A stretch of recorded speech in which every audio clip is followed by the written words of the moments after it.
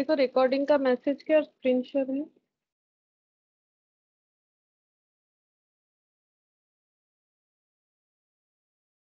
हाँ मैम। देखो हम लोग बाई बैक कर रहे थे और उसका जो भी थियोरिटिकल डिस्कशन था लगभग कर लिया था हम लोगों ने। क्वेश्चन नंबर 10 एमसीक्यू जो हम लोग कर रहे थे ना, वहां पर क्वेश्चन नंबर 10 तक हम लोगों ने किया था। अभी हम लोग क्वेश्चन नंबर 11 से स्टार्ट करेंगे, ठीक है। तो क्वेश्चन नंबर 11 ये वाला है, ठीक है। देखो क्या दिया हुआ है। For the purpose of calculating debt equity ratio, which of the following debts are considered? अगर हम लोग डेप्ट इक्विटी रेशियो कैलकुलेट करना चाहते हैं, मतलब 3 टेस्ट होता है ना कि हमें कितना शेयर्स बाय बैक करना चाहिए, जैसे resource test, share outstanding test और डेप्ट इक्विटी टेस्ट। तो डेप्ट इक्विटी टेस्ट जो होता है वहां पर किस तरह का डेप्ट लिया जाता है, इसके बारे में बोलो कौन सा होगा। इसके बारे में हम लोग लास्ट दिन डिस्कस भी किए थे। मैंने बोला था कि पहले कुछ और मेथड था, उसके बाद इसको थोड़ा सा चेंज कर दिया गया है। रेशियोज भी बताया मैंने क्या होता है। तो अगर याद है तो बोलो कौन सा आंसर होगा। Secured, unsecured, current liability, all of the above, बोलो कौन सा आंसर होगा। देखो कॉपी में लिखा हुआ होगा, तुम लोग का पेज देखो कहाँ पर लिखा हुआ है। ये देखो यहाँ पर डेप्ट का मतलब मैंने ये बताया था। देखो तुम लोग अगर देखोगे ना तो आंसर दे पाओगे। छोटा छोटा चीज सारा ही बता देते हैं, ये देखो जो इम्पोर्टेंट है, ठीक है। देखो बहुत सारा चीज, इतना बड़ा कोर्स में सारा चीज मतलब क्या, देखो जो इम्पोर्टेंट है ज्यादा, ठीक है। बाकी तो हम लोग करते करते भी देख सकते हैं ना। ये देखो ये सब इम्पोर्टेंट पॉइंट होता है। जो देखो long term borrowing, current liability, मैंने ये भी बोला था नॉर्मली जो है कि इक्विटी एक लॉन्ग टर्म नेचर का होता है। तो पहले डेप्ट जो है ना सिर्फ लॉन्ग टर्म नेचर का लिया जाता था, शॉर्ट टर्म यानी करंट लाइबिलिटी नहीं लिया जाता था। जबकि अब ये वाला भी बोल रहा है कि लेने के लिए। तो अभी करंट रूल्स के हिसाब से जो है वही हमें बोलना पड़ेगा। हम लोग करंट रूल्स के हिसाब से ही पढ़ रहे हैं। तो बोलो आंसर क्या होगा। कहाँ चला गया, ये रहा। बोलो आंसर क्या होगा, दिखा दिया मैंने, देखो पॉइंट आउट कर लो डी। उसको। D, all of the above. Secured, unsecured, ये दोनों मिला के क्या हो सकता है, long term. Normally secured, unsecured, long term, actually secured unsecured का मतलब मॉर्गेज है कि नहीं है उसके लिए, एंड करेंट लाइबिलिटी। तो ऑल ऑफ द अबव होगा, है ना।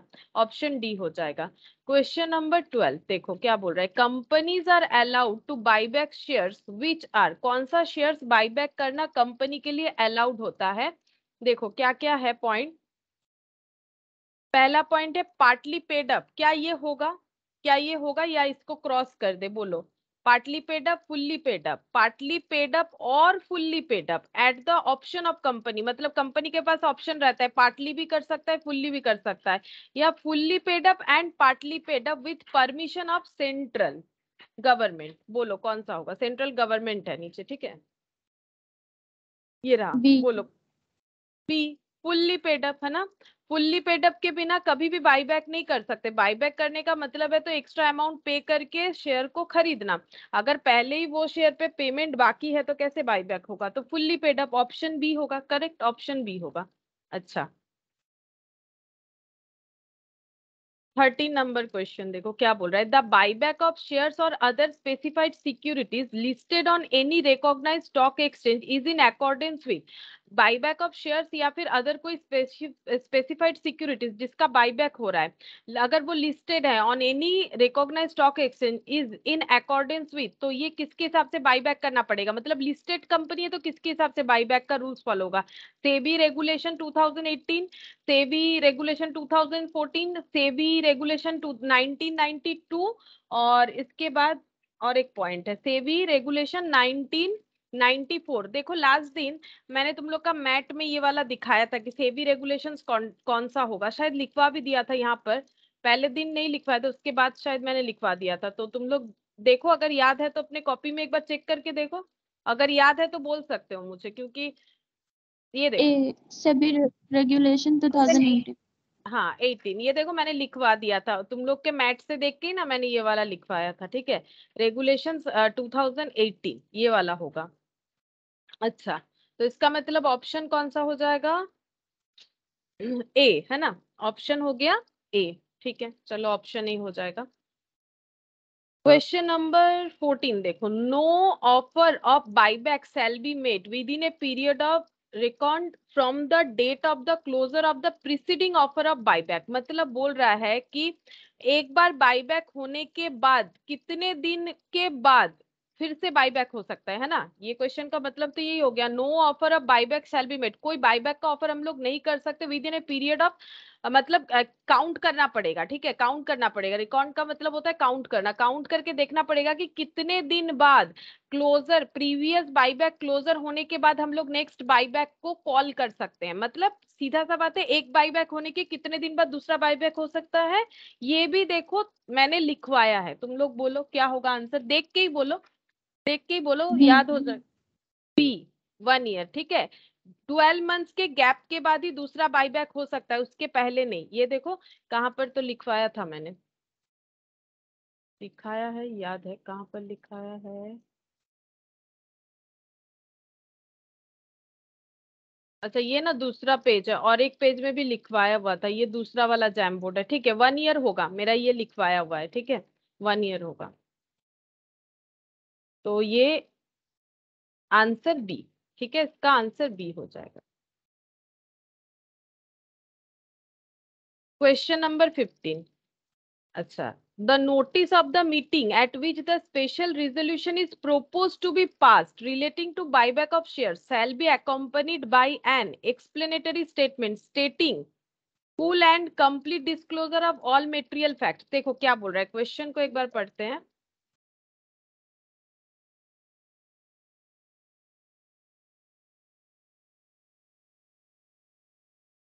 बोल रहा है the notice of the meeting at which the special resolution is propose to be passed relating to buyback, buyback करना है उसके लिए मीटिंग कॉल करना है, ठीक है। मीटिंग कॉल करने का क्या होता है, ऐसे नहीं कि जब मीटिंग करना है फोन करके बुला लिया, ऐसा थोड़ी ना होता है। नोटिस, प्रॉपर नोटिस भेजना पड़ता है। The notice of the meeting at which special resolution pass होगा तब जाके बाईबैक होगा। स्पेशल रेजोल्यूशन पास किए बिना भी बाईबैक होता है, लेकिन उसमें percentage 10% of paid up share capital plus free reserve होता है। तो क्या बोल रहा है, the notice of the meeting at which the special resolution is propose to be passed relating to buyback of share shall be accompanied by an explanatory statement. वहां पर एक एक्सप्लेनेटरी स्टेटमेंट होना चाहिए उस नोटिस के साथ। वो नोटिस के साथ जो एक्सप्लेनेटरी स्टेटमेंट होगा उसमें क्या बताया जाएगा, क्या क्या बताया जाना चाहिए। तो ये तुम लोग का लॉ रिलेटेड भी बोल सकते हो, ठीक है, लेकिन अकाउंट्स में भी है। तो तुम लोग लॉ तो पढ़े हो बाईबैक का, मैंने ये नहीं बताया, लेकिन देखो तुम लोग बता सकते हो कि नहीं। Full and complete disclosure of all material fact, analysis of डेब्ट equity, gross profit ratio before buyback, chairman's view on buyback. बोलो कौन सा होगा, क्या लगता है, बोलो। अगर हम लोगों ने ए, करेक्ट, ए होगा। देखो ये वाला, ये सब नहीं होगा, क्यों, देखो डेब्ट इक्विटी का एनालिसिस करने के लिए थोड़ी ना स्पेशल रिजोल्यूशन ये सब का जरूरत होगा, वहां पर डेब्ट इक्विटी का एनालिसिस का जरूरत नहीं। बाईबैक रिलेटेड जितना भी मेटेरियल फैक्ट्स है वो डिस्क्लोज होना चाहिए, है ना। और ग्रॉस प्रॉफिट रेशियो के साथ भी बाईबैक का तो कोई लिंक नहीं है, ये तो सेल करके कंपनी कितना प्रॉफिट कमा रही है उसका है। और चेयरमैन का व्यू ऑन बाईबैक ये सब नहीं होता है, ये तो मीटिंग के टाइम पे देख सकते हैं ये सब व्यूज वगैरह, ठीक है। अगर ऐसा कुछ होता है कि वो लोग डिस्कस करना चाहते हैं डेब्ट इक्विटी, ये सब हो सकता है, बट मीटिंग कॉल करने के पहले मेटेरियल फैक्ट्स को डिस्क्लोज करना पड़ेगा ना। तो ये आंसर ए हो जाएगा। चलो 16 नंबर, 16 नंबर क्या बोल रहा है, Which of the following method of buyback is allowed under the Companies Act 2013? Companies Act 2013 के हिसाब से कौन सा बाईबैक का मेथड जो है फॉलो होता है, अलाउड है। तो देखो क्या क्या मेथड दे रखा है। All buyback from the existing shareholders और security holders on a proportionate basis, हम लोग प्रोपोर्शनेटली बाईबैक कर सकते हैं अपने शेयर होल्डर्स से, ठीक है, मतलब जिनके पास शेयर्स है। Buyback from the promoters of the company only on selective basis, promoter से सिलेक्टिव बेसिस पे कर पाएंगे। Buyback from the open market, select the correct answer. तो बोलो कौन सा होगा, कि तुम लोग पहले बोलो। ऑप्शन कुछ इस तरह से दे रखा है, 1 ओनली, 1 एंड 2, 2 एंड 3, इस तरह से। तुम लोग बोलो कौन सा आंसर होगा, फिर हम लोग ऑप्शन देख के उसमें टिक कर देंगे, नहीं तो नीचे जाएंगे तो ये जो है नहीं दिखेगा फिर तुम लोगों को। क्या होगा बोलो। देखो कॉपी में लिखा हुआ है ना, बाईबैक का हम लोग का कितना सारा मेथड था। एक था ओपन मार्केट, ओपन मार्केट में जो भी शेयर होल्डर्स है उनको ऑफर करके ले सकते हैं ना। हम एक काम करते हैं, वो बाईबैक का जो और एक पीडीएफ है वो ओपन करके दिखाते हैं कहाँ पर लिखा हुआ है। देखो लिखा हुआ है यहाँ पर, दिखाते हैं।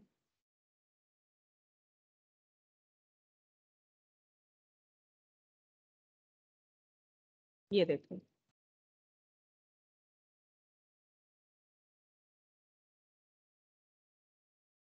क्या क्या, ये देखो ये रहा, ये नीचे 3 मिल गया मुझे, ये देखो। Open market from employees from share holder on proportionate basis, ठीक है। ये 3 तरह से हो सकता है। इम्प्लॉइज से कर सकते हैं जिनको स्वेट इक्विटी शेयर या फिर ईशॉप मतलब इम्प्लॉय स्टॉक ऑप्शन दे रखा है। ओपन मार्केट में मतलब पब्लिक को ऑफर कर सकते हैं और लॉट्स में खरीद सकते हैं। ये ओपन मार्केट का मतलब होता है लॉट में खरीदना, ठीक है। इम्प्लॉइज से खरीद सकते हैं या फिर शेयर होल्डर से प्रोपोर्शनेट बेसिस, ये 3 तरीका होता है। अब मुझे बोलो कि कौन सा आंसर होगा। देखो लिखा हुआ था ना, तुम लोग के कॉपी में भी लिखा हुआ होगा। मुझे बोलो कौन सा आंसर अब लग रहा है होगा, कौन कौन सा आंसर करेक्ट है। 1, 1 करेक्ट, 3, 3 ठीक है। 1 एंड 3 होगा, ये नहीं होगा। प्रोमोटर से नहीं ले सकते, ठीक है। इम्प्लॉइज से ले सकते हैं, ओपन मार्केट में ले सकते हैं, और अपना शेयर होल्डर्स जो है उनसे ले सकते हैं, ठीक है। तो 1 एंड 3, ये देखो 1 एंड 3 ओनली। अच्छा नेक्स्ट देखो, ये सब लेकिन तुम लोग का एग्जाम का ही क्वेश्चन है। जितना भी एमसीक्यू करवा रहे ये प्रीवियस एग्जाम रिलेटेड क्वेश्चन ही है। ऐसा ही क्वेश्चन लेकिन आएगा। देखो where a company propose to buy back,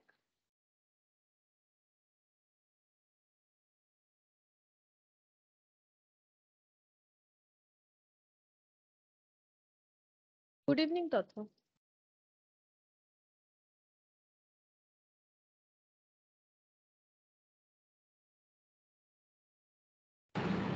evening में। अच्छा देखो क्वेश्चन नंबर 17 क्या बोला है। Where a company proposes to buy back its own share or other specified securities, it shall, before making such buyback, file with the ROC and the SEBI a declaration of solvency signed by, ये भी मैंने लिखवाया था। जो solvency है ये prove करके दिखाना पड़ेगा, ठीक है। मतलब उसका डॉक्यूमेंट रेडी करके उसको साइन करवाना पड़ेगा। किन से साइन करवा सकते हैं देखोगे, ये मैंने लिखवा रखा है। देख लेते एक मिनट, कहाँ पर कौन से वाले पीडीएफ में है, रुको कहाँ पर लिखवाया था, मुझे खुद ही याद नहीं है। यहाँ पर लिखवाया था क्या, ये देखो सॉल्वेंसी पोजीशन लिखवा रखा है। देखो पढ़ लो फिर ऑप्शन बता सकोगे। ये देखो मिल गया, मेरा इधर उधर हो गया है, 2 पीडीएफ हो गया, इस वजह से गड़बड़ हो जा रहा है। ये देखो क्या दे रखा है, आरओसी इन फॉर्म नंबर SH9, ठीक है। एक्चुअली ये फॉर्मेट वगैरह है, मतलब फॉर्म मतलब ये कोई फॉर्म फिलअप नहीं करना पड़ता, ये फॉर्मेट है SH9 फॉर्मेट, मतलब उसमें रजिस्टर करना पड़ता है, बुक करना पड़ता है। जो भी हो, साइन किन से करवाना है, at least 2 directors out of which 1 must be managing director if any, ठीक है। ये होगा। अब ऑप्शन देखो, ऑप्शन देख के बोलो सही आंसर क्या होगा। ऑप्शन यहाँ पर है, option A at least 2 director of the company one of whom shall be the managing director, at least 2 directors managing director and chief financial officer if any, at least 2 director of the company and company secretary if any, at least 3 director of the company one of whom shall be the managing director. बोलो कौन सा answer होगा।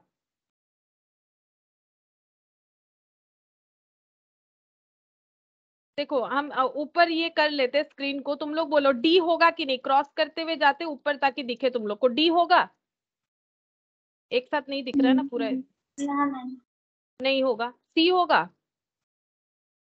नहीं, नहीं अभी तो पढ़ा ना हम लोगों ने। बी होगा, नहीं, नहीं अभी तो ऐसा कुछ नहीं पढ़ा ना, अभी तो पढ़ा। तो देखो वो ए पॉइंट पे है, देखो ए पॉइंट देखने से पता चलेगा, पढ़ के देख लो ए पॉइंट में।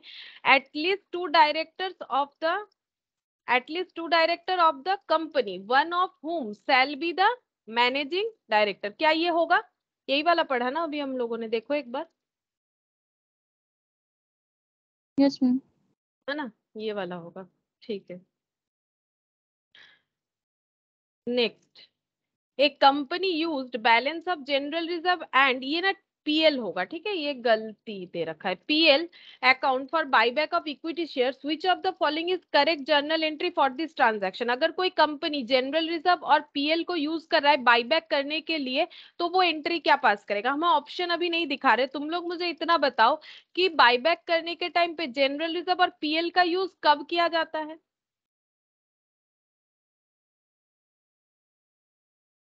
बोलो, बाईबैक करने CRR के, create करेक्ट, सीआरआर क्रिएट करने के लिए। तो सीआरआर क्रिएट का एंट्री क्या होगा, सीआरआर डेबिट होगा कि क्रेडिट। क्रिएट करोगे, लाइबिलिटी है ना, कोई भी रिजर्व लाइबिलिटी होता है, ऑल लाइबिलिटीज आर क्रेडिटेड, तो सीआरआर डेबिट होगा कि क्रेडिट, पहले ये बताओ। क्रेडिट होगा। तो टू सीआरआर, और डेबिट क्या होगा, जो रिजर्व को यूज करेंगे, जैसे जनरल रिजर्व और पीएल बोला है, ठीक है, तो general reserve debit, PL debit to CRR, ये होना चाहिए, ठीक है। तुम लोग के पास ऑप्शन रहेगा, प्रॉब्लम नहीं होगा। ये देखो ऑप्शन, बताओ कौन सा होगा। पहला वाला होगा, क्योंकि सारा एक ही साथ स्क्रीन पे नहीं दिखेगा, थोड़ा बड़ा बड़ा है। बोलो, यहाँ पर पहला वाला होगा। नहीं। नहीं, सीआरआर डेबिट कर रखा है ना। दूसरा वाला होगा general reserve PL to equity share holder, क्या ये होगा, हमें तो बोला है, क्योंकि इक्विटी शेयर होल्डर को पे करने के लिए क्या जनरल रिजर्व और पीएल डेबिट होता है। इक्विटी शेयर होल्डर को जब हम लोग ड्यू करते हैं, ये तो क्रेडिट बना दिए ना, ये कौन सा वाला एंट्री, इसको अगर ड्यू करेंगे इक्विटी शेयर होल्डर को, तो यहाँ पर क्या लिखना पड़ता है, equity share capital account debit, premium on buyback account debit to equity share holder होता है। ये तो कंफ्यूज करने के लिए दिया है। अच्छा, सी नंबर देखो, बोलो सी नंबर होगा, कौन सा होगा, बोलो। ए यस बी तो मैम। कैंसिल, सी होगा, ठीक है, डी तो नहीं होगा, ठीक है, सी होगा, general reserve PL to capital redemption, तो ऑप्शन सी हो गया।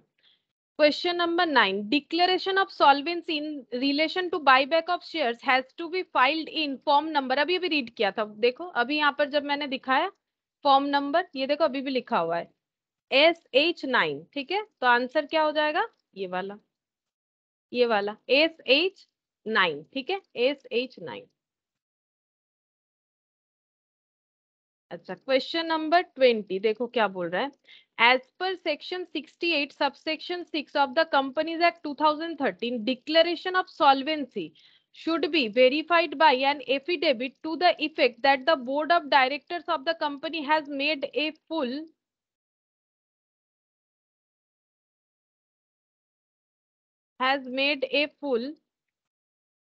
inquiry into the affairs of the company, as a result of which they have formed an opinion that is capable of meeting its liability and will not be rendered insolvent within a period of dash from the date of declaration adopted by the board। ठीक है, बताते हैं, देखो ऐसे देखते हैं, दिखेगा तुम लोग को, ठीक है। क्या बोला है, देखो क्वेश्चन बोल रहा है कि section 68 subsection 6 of the companies act 2013, जो मतलब बाईबैक करने से सॉल्वेंसी सर्टिफिकेट, सॉल्वेंसी का डिक्लेरेशन करना पड़ता है, SH9 नंबर फॉर्म को जो है मेंटेन करना पड़ता है, तो declaration of solvency should be verified, ये वेरीफाई किया जाएगा by an affidavit to the effect that board of directors of the company has made a full inquiry into the affairs of the company, as a result of which they have formed an opinion that it is capable of meeting its liability, कि company capable है कि वो अपना liability को पे of कर सकती है, and will not be rendered insolvent with in a period of कितने, एटलीस्ट कितने दिन के अंदर वो इंसॉल्वेंट नहीं हो जाएगी, इसका एक टाइम पीरियड होता है, ठीक है। और ये टाइम पीरियड कितना होता है, हम लोग यहाँ से देख के बताते, देखो तुम लोग के मैथ से ही देख के बता देते हैं कितने दिन के। देखो इंस्टॉलमेंट तो ऐसा नहीं कि लाइफ टाइम कभी नहीं होगा, लेकिन जो डिक्लेरेशन फॉर्म है उस पे क्या डिक्लेयर किया जाता है कि एटलीस्ट इतने दिन तक इंस्टॉलमेंट नहीं होगा कंपनी, ठीक है। वो कहाँ पर लिखा हुआ है,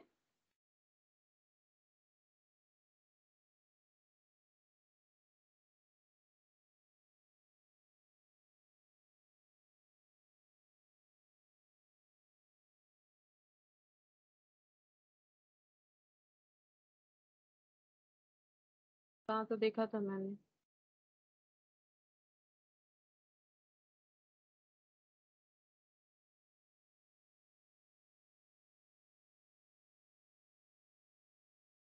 68 सबसेक्शन 6 है, ये रहा 68 सबसेक्शन 6। तो यहाँ पर हम लोग देख सकते हैं, ये देखो यहाँ से मिल जाएगा। ये देखो यहाँ पर सॉल्वेंसी जो फॉर्म है SH9 का बात बता दिया है। यहाँ से पढ़े, board of directors of the company has made a full inquiry into the affairs of the company as a result of which they have formed an opinion that it is capable of meeting its liability and will not be rendered insolvent within a period of 1 year from the date of declaration of adopted by the board। तो तुम लोग अपने mat में ये वाला point pencil से note down कर सकते हो, ठीक है। मैट में पेंसिल से, या फिर अभी अगर मैट सामने नहीं है तो पेज नंबर लिख लो। पेज नंबर देखो मैट का है 82, ठीक है। तो 82 नंबर पेज में जाके ये 68 सबसेक्शन 6 में यहाँ पर 1 ईयर बोल के नोट डाउन कर सकते हो। तो हम लोग का आंसर फिर क्या हो जाएगा, बोलो आंसर कौन सा होगा, ऑप्शन बोलो, ऑप्शन कौन सा होगा।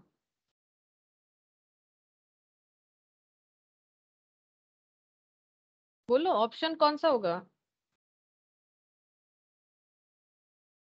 Option B. Option B 1 year, ठीक है।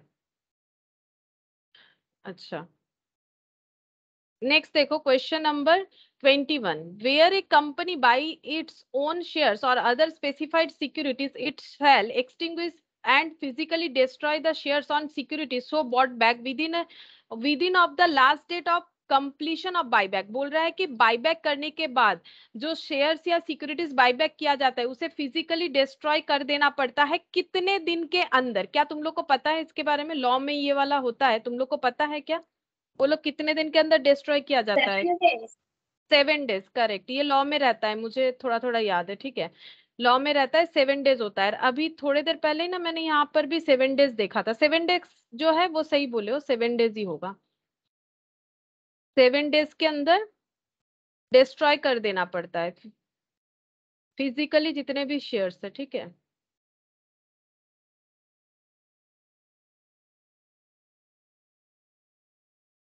सेवन डेज होगा यहाँ पर, कभी कहीं तो होगा, ठीक है। यहाँ पर कहीं लिखा हुआ होना चाहिए, मिल जाता तो ठीक रहता है।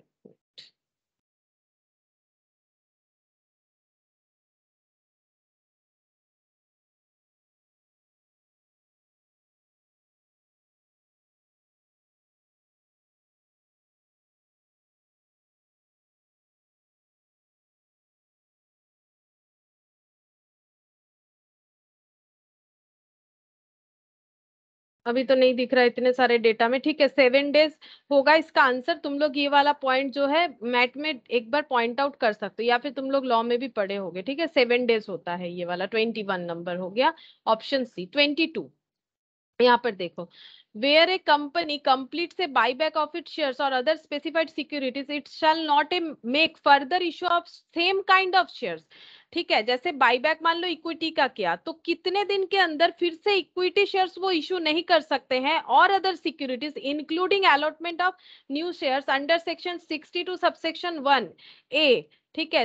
जैसे कि राइट इशू और other specified securities with in a period of कितने दिन के अंदर सेम काइंड ऑफ शेयर्स या सिक्योरिटीज इशू नहीं कर सकते, कितने टाइम पीरियड के अंदर, फर्स्ट बाईबैक करने के कितने दिन के अंदर। ये रूल्स क्या होता है बोलो, पता है। 62 सबसेक्शन 1, बोलो कितने दिन के अंदर सेम काइंड ऑफ शेयर्स जो है वो इशू नहीं कर सकते हैं। 6 मंथ्स होता है, ठीक है। 6 मंथ्स होता है। 6 मंथ्स के अंदर फिर से सेम काइंड ऑफ शेयर्स को बाईबैक नहीं किया जा सकता है, ठीक है। 6 मंथ्स होगा इसका आंसर, ये भी होगा यहाँ पर, ठीक है। 6 मंथ्स के अंदर, ठीक है। फिलहाल यहाँ पर मिल जाएगा, तुम लोग थोड़ा सा देखोगे तो मिल जाएगा, ठीक है। यहाँ पर 6 मंथ्स होगा आंसर। 6 मंथ्स के अंदर हम लोग नया उस तरह का कोई भी इशू नहीं कर सकते। बाईबैक किए इक्विटी शेयर का तो 6 मंथ्स तक इक्विटी शेयर हम लोग इशू नहीं कर पाएंगे, ठीक है। अच्छा, नेक्स्ट ये वाला बताओ। विच of the following is allowed with in next 6 months after the buyback.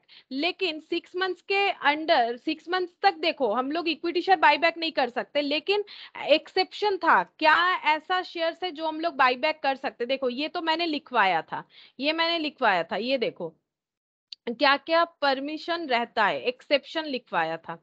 Exception I think यहाँ पर था,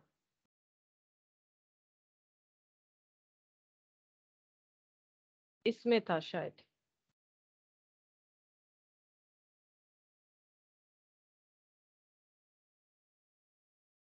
ये देखो important.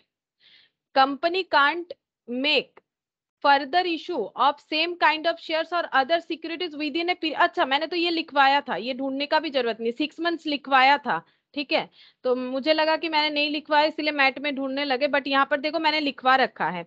लेकिन एक्सेप्ट कौन कौन सा शेयर्स मतलब 6 मंथ्स के अंदर इशू हो सकता है? बोनस शेयर, अगर कोई ऑब्लिगेशंस है यानी कन्वर्जन वगैरह का, वो हो सकता है। Conversion of preference share, debenture in equity shares, ये सब हो सकता है, लेकिन डायरेक्ट कोई इश्यूज नहीं हो सकता है। तो मुझे बोलो आंसर क्या होगा? तो ये वाला ऑप्शन जो है मेरे नोट्स में ही लिखवाया हुआ है, तो ये वाला लिखने का और अलग से जरूरत नहीं है, तुम लोग को ढूंढना भी नहीं पड़ेगा, मेरा लिखवाया हुआ है। तुम लोग ये वाला बोलो कि नेक्स्ट 6 मंथ्स तक कौन सा शेयर्स जो है, क्या बोनस इशू हो सकता है? अभी अभी तो दिखाया तुम लोग को, तुम लोग भी अपने कॉपी में देखो ना, क्या बोनस इशू हो सकता है 6 मंथ्स के अंदर?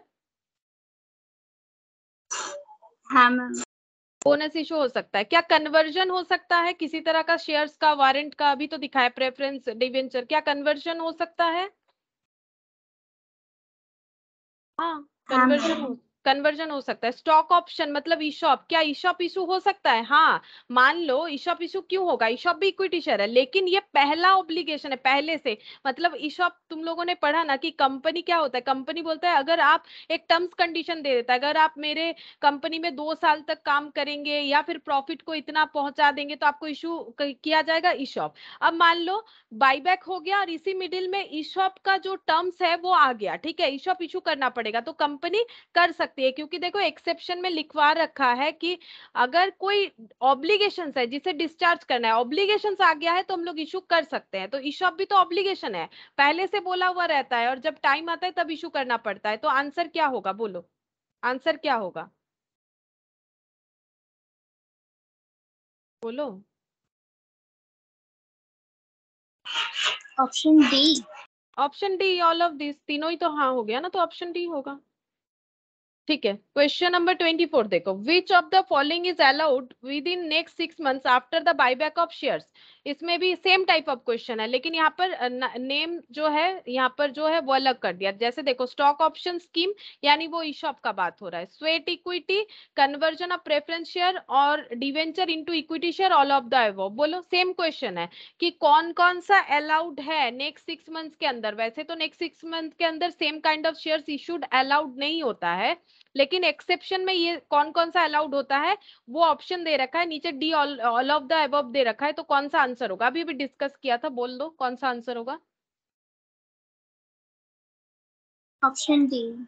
Option D correct, all of the above होगा, सारा ऑप्शंस होगा ना।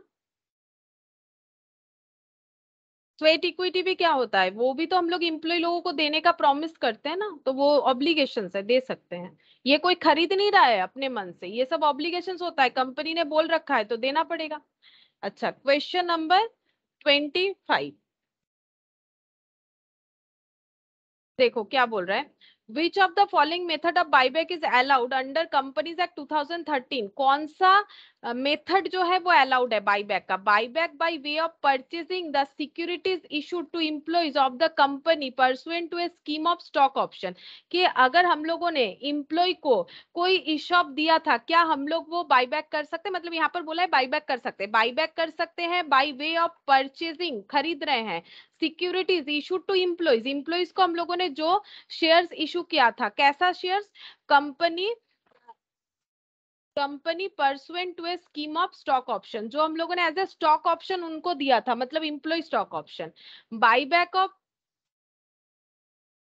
Buyback by way of purchasing the securities issued to employees of the company pursuant to a scheme of sweat equity। sweat equity के तौर पे जिन employ लोगों को हम लोगों ने शेयर दिया था वो बायबैक कर सकते हैं। कौन सा करेक्ट आंसर है? क्या ईशॉप और स्वेट इक्विटी बायबैक किया जा सकता है? बोलो। अभी अभी मैंने तुम लोग को दिखाया था कि 3 तरह से बायबैक होता है, ओपन मार्केट से, एम्प्लॉय से और शेयर होल्डर से प्रोपोर्शनेट बेसिस पे। अभी थोड़ी देर पहले ही दिखाया था ना, थोड़ी देर पहले ही दिखाया था, बोलो। सेम क्वेश्चन है ना, एक ही पॉइंट पे कितना सारा क्वेश्चन आ रहा है देखो।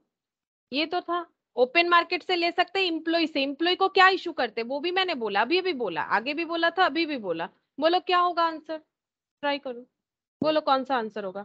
ऑप्शन जो है দুটোই হবে। দুটোই হবে। दोनों ही होगा, करेक्ट, दोनों ही होगा। तो ऑप्शन कौन सा हो जाएगा? देखो option A B C D दिख रहा होगा, बोलो बोलो बोलो, जल्दी जल्दी बोलो।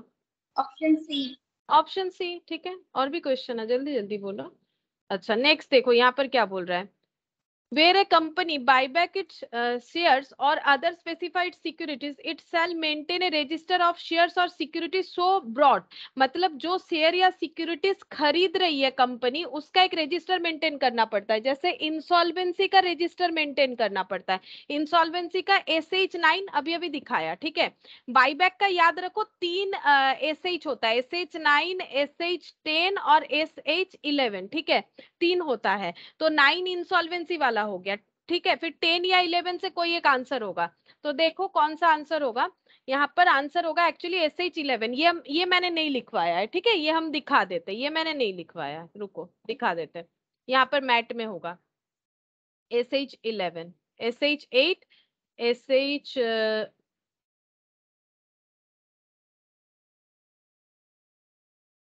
10, 11, ये देखो। The company after the completion of buyback under this rule shall file with registrar and in case of listed company with registrar and security exchange board of India यानी सेबी। वो तो हम लोगों ने पहले ही पढ़ा था कि लिस्टेड पे किसका रूल्स लागू होता है, अनलिस्टेड पे किसका रूल्स लागू होता है, ठीक है। A return in form number SH11 along with the fee, ठीक है। तो SH11, तो ये वाला आंसर क्या हो जाएगा? SH11 है ना। ये वाला पॉइंट तुम लोग लिख लो, फाइल रिटर्न ऑफ बाईबैक, ये वाला, ये है तुम लोग का 86 नंबर पेज पे है, ठीक है, 86। तो SH11 और SH10 किस चीज का है? SH10 है मेंटेनिंग रजिस्टर ऑफ बाईबैक, ठीक है। और ये है फाइल रिटर्न ऑफ बाईबैक, ठीक है, रिटर्न फाइल, बाईबैक का रिटर्न फाइल, ठीक है। मतलब जो शेयर्स और सिक्योरिटीज खरीदे हैं उसका डिटेल्स कहाँ पर रहेगा? वो रहेगा SH11 में, ठीक है। याद रहेगा, देखो कॉपी में भी लिख सकते हो, याद रह जाएगा। अच्छा यहाँ पर SH10 दे रखा है, ये कौन सा वाला दिया था? मैंने यही वाला पढ़ा ना, SH10। Where a company buy back its shares or other species, it shall maintain a register of the share। अच्छा रजिस्टर मेंटेन का कौन सा था? SH10 था, हाँ रजिस्टर का SH10 था, सॉरी मैंने गलत कर दिया। तो ये हो जाएगा है ना, SH10 होगा। ये रजिस्टर मेंटेन का बोला था, और रिटर्न फाइलिंग करने पे SH11 होगा, ठीक है। तो ये SH10 होगा, याद रखो ये SH10 होगा। इसके बाद वाला क्वेश्चन देखो, समझ में आ जाएगा डिफरेंस। ये है रजिस्टर मेंटेन करना पड़ेगा वो शेयर्स का जो बाईबैक हुआ है। A company shall after completion of the buyback with the ROC and SEBI a return relating to the buyback in return जो है, रिटर्न फाइल कौन सा वाला हो जाएगा बोलो? अभी तो दिखाया तुम लोग को रिटर्न से, a return relating to buyback. Buyback का रिटर्न के लिए कौन सा फॉर्म यूज होगा, कौन सा फॉर्मेट में लिखना पड़ेगा बोलो? SH11। SH11 यानी ऑप्शन डी हो जाएगा, ठीक है। 10 में ये देखो दोनों एक ही पेज में, 10 में है, ये वाला सिर्फ पढ़ोगे तो काफी है। मेंटेनिंग रजिस्टर ऑफ बाईबैक और यहाँ पर फाइल रिटर्न ऑफ बाईबैक। एक SH10 है, SH11 है, और SH9 कौन सा था? इंसॉल्वेंसी का था, ठीक है। इंसॉल्वेंसी का जो डॉक्यूमेंट बनाया जाएगा कि हम लोग इंसॉल्वेंट नहीं होंगे एटलीस्ट 6 मंथ्स तक, उसके लिए SH9। अच्छा ये वाला मेरा लिखवाया हुआ है, क्वेश्चन नंबर 28 जो है, इसका क्या आंसर होगा ये मेरा लिखवाया हुआ है। अगर तुम लोग को याद है तो बोल सकते हो, देखो हम बता देते हैं क्या बोला है। Which of the following penalties attracted if company makes default. अगर कंपनी से कुछ भी डिफॉल्ट होता है बाईबैक में, सेक्शन 68 के हिसाब से कंपनी का पेनल्टी क्या होगा बोलो? लिखवाया था क्या होगा, फिर हम लोग ऑप्शन पढ़ेंगे, बहुत बड़ा बड़ा ऑप्शन है। कंपनी का लिखवाया था, और जो मेंबर्स होंगे उनके ऊपर क्या लाइबिलिटी होगा वो भी लिखवाया था। कहां पर लिखवाया था? ये रहा, बोलो। ये देखो क्या होगा, कंपनी को क्या करना पड़ेगा? 1 लाख से 3 लाख तक पेनल्टी लग सकता है। और जो डिफॉल्टिंग ऑफिसर्स है उनके लिए क्या हो सकता है? उनके लिए इम्प्रिजनमेंट हो सकता है अप टू 3 इयर्स, और फाइन 1 लाख to 3 लाख, या फिर दोनों।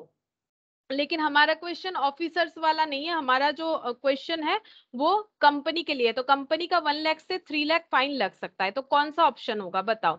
The company shall be punishable with fine shall not be less than 1 lakh but विच में एक्सटेंड टू 3 लाख। क्या ये ऑप्शन ही सही है या आगे पढ़ना पड़ेगा बोलो? अभी तो दिखाया, बोलो। हाँ ma'am, option A. Option A तो सही है ना, यही वाला है ना। बाकी देखो गलत है, यहाँ पर क्या बोला है, with fine shall not be less than 5 lakh, ये वाला नहीं होगा, 1 से 3 लाख है ना, जो लिमिट है वो 1 से 3 लाख है, तो ऑप्शन बी गलत। ऑप्शन सी बोला है 8 लाख तक, नहीं ऐसा नहीं है, 1 से 3 लाख, और उसके बाद 25 लाख बोला है, तो ये सब कुछ भी नहीं होगा, तो बाकी पढ़े नहीं इसीलिए, ठीक है, पहला वाला ही सही है। अच्छा नेक्स्ट यहाँ पर देखो, एक company shall after completion of buyback file with ROC and SEBI a return relating to the buyback in form number SH11, ये अभी अभी देखा ना हम लोगों ने कि रिटर्न के लिए SH11 within dash from the date of completion of buyback, मतलब ये फॉर्मेट तो बना लेगा कंपनी, लेकिन कितने दिन के अंदर बना के रेडी कर लेना है बाईबैक होने के बाद, वो इसका मतलब यहाँ पर मिल जाएगा, देख लेते हैं एक बार, रीड कर लेते हैं, मिल जाएगा यहाँ पर देखो।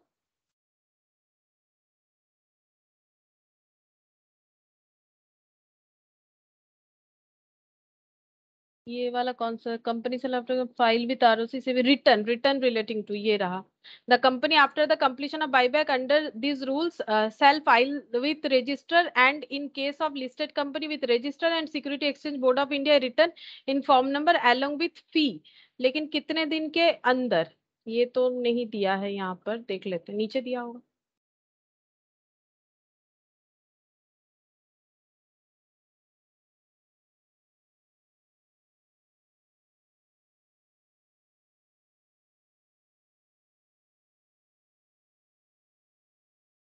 सेवन डेज का दो प्रोविजन दिख रहा है, 7 डेज।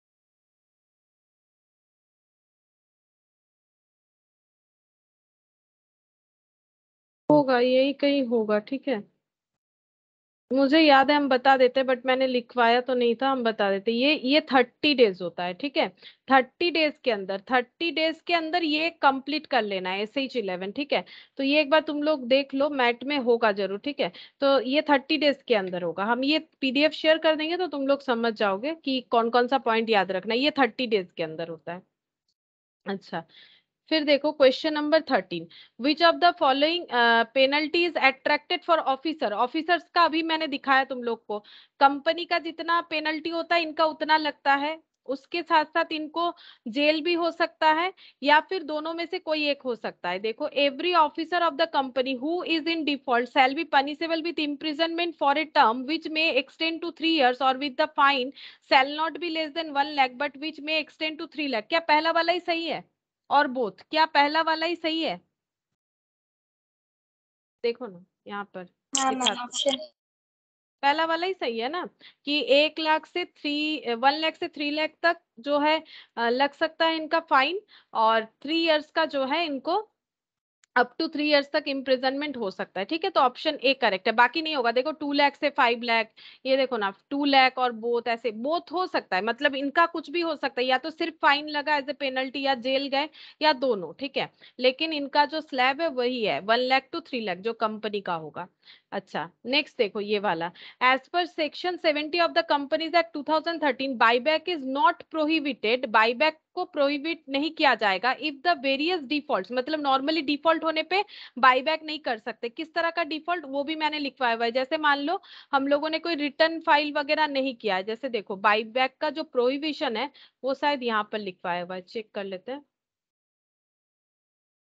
ये देखो एनुअल रिटर्न फाइल नहीं किया है, फेलियर टू पे declare dividend, any other provision not followed और प्रेस्क्राइब्ड बाय कंपनीज एक्ट और सेबी, ठीक है, ये सब डिफॉल्ट होने पे बाईबैक नहीं किया जा सकता है, ठीक है, अब क्वेश्चन क्या बोल रहा है देखो, as per section 70 of the companies act 2013 the buyback is not prohibited, buyback prohibit नहीं होगा if various defaults mention in the section is remedied, मतलब जो भी प्रॉब्लम्स था वो हम लोगों ने रेक्टिफाई कर लिया, and a period of has lapsed after which, sorry after such default seize to subsist, बोल रहा है प्रॉब्लम ठीक करने के बाद कुछ एक टाइम पीरियड बीत जाता है, उसके बाद हम लोग बाईबैक कर सकते हैं, बाईबैक प्रोहिबिट नहीं होता है। कितना टाइम पीरियड होगा? सेक्शन 70 में ये बताया गया है, तो आई थिंक सेक्शन 70 में मिल जाएगा, देख लेते हैं। ये रहा सेक्शन 70, ठीक है। यहाँ पर हम लोग का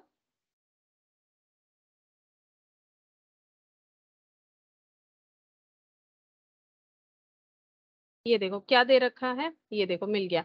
if the default is remedied and period of 3 years has lapsed after such default seize to subsist, buyback is not prohibited.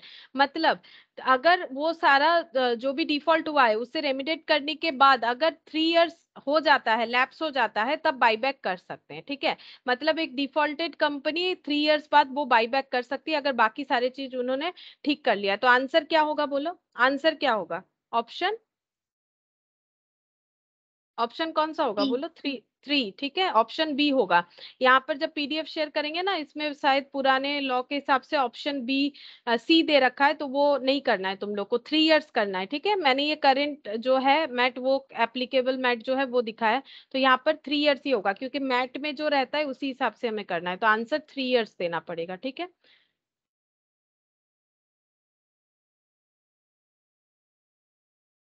Next देखो क्या बोल रहा है, which of the following is objective of buyback of equity share, buyback करने पे क्या क्या benefit होता है? To improve earning per share, क्या ये होगा आंसर बोलो? अर्निंग पर शेयर इंप्रूव होता है बाईबैक करने पे, ये मैंने पहले दिन ही तुम लोगों को दिखाया था, ये देखो एक एग्जाम्पल के साथ 1000 बोल के, ये देखो 1000 रुपीज का डिविडेंड कितने लोग आए, ये देखो। ईपीएस, ईपीएस का बताया था, ईपीएस देखो 1 रुपया था 2.5 हो गया, क्योंकि नंबर ऑफ जो डिस्ट्रीब्यूशन है वो कम हो जाएगा, होल्डर्स कम हो जाएंगे, तो ठीक है। तो क्या इंप्रूव होगा ईपीएस? याद आ रहा है ये वाला पॉइंट? तो बताओ क्या इंप्रूव होगा ईपीएस? क्या ऑप्शन हाँ ये मैम। होगा? To increase the sales of company, क्या बाईबैक होने से कंपनी का सेल्स बढ़ता है, ऐसा कोई बात है? सेल्स में कोई इंपैक्ट आएगा? ना ऑप्शन टू मैम। नहीं। तो to prevent unwelcome take over bids, क्या ऐसा करने से मतलब जो टेक ओवर होने का डर रहता है मार्केट में, क्या वो रिड्यूस होता है? मतलब वो रोक पाएंगे हम लोग? अगर हम लोग होल्डर कम कर हाँ देंगे तो मैम। ये प्रोमोटर होल्डिंग को बढ़ाएगा, ठीक है। टू इंप्रूव लिक्विडिटी रेशियो, क्या इससे लिक्विडिटी रेशियो ठीक हो जाता है? लिक्विडिटी रेशियो का मतलब होता है कि current asset by current liability, मतलब actually current asset minus prepaid expense divided by current liability minus BOD, ठीक है। लिक्विडिटी रेशियो का मतलब ऐसा रेशियो जिससे हम लोग कंपनी का लिक्विड कितना एसेट है उसको कैलकुलेट कर सकते हैं, that is called liquidity ratio. कि कंपनी अपने ऑब्लिगेशंस जो 12 मंथ्स के अंदर पे करना है, करंट लाइबिलिटीज, क्या वो पे करने के लिए केपेबल है कि नहीं, तो इसको बोलते हैं लिक्विडिटी रेशियो। क्या बाईबैक करने से लिक्विडिटी रेशियो इंप्रूव होगा? सोचो, क्या हमारा एसेट वगैरह बढ़ेगा कि लाइबिलिटी वगैरह घटेगा? ऐसा कुछ हो रहा है क्या? सोचो, क्या लिक्विडिटी रेशियो इंपैक्ट होगा कुछ भी? हाँ मैम। नहीं होगा, ठीक है। लिक्विडिटी रेशियो कुछ भी इंपैक्टफुल नहीं होगा, तो ऑप्शन 1 और 3, तो ये हो जाएगा बी, ठीक है, 1 और 3 होगा।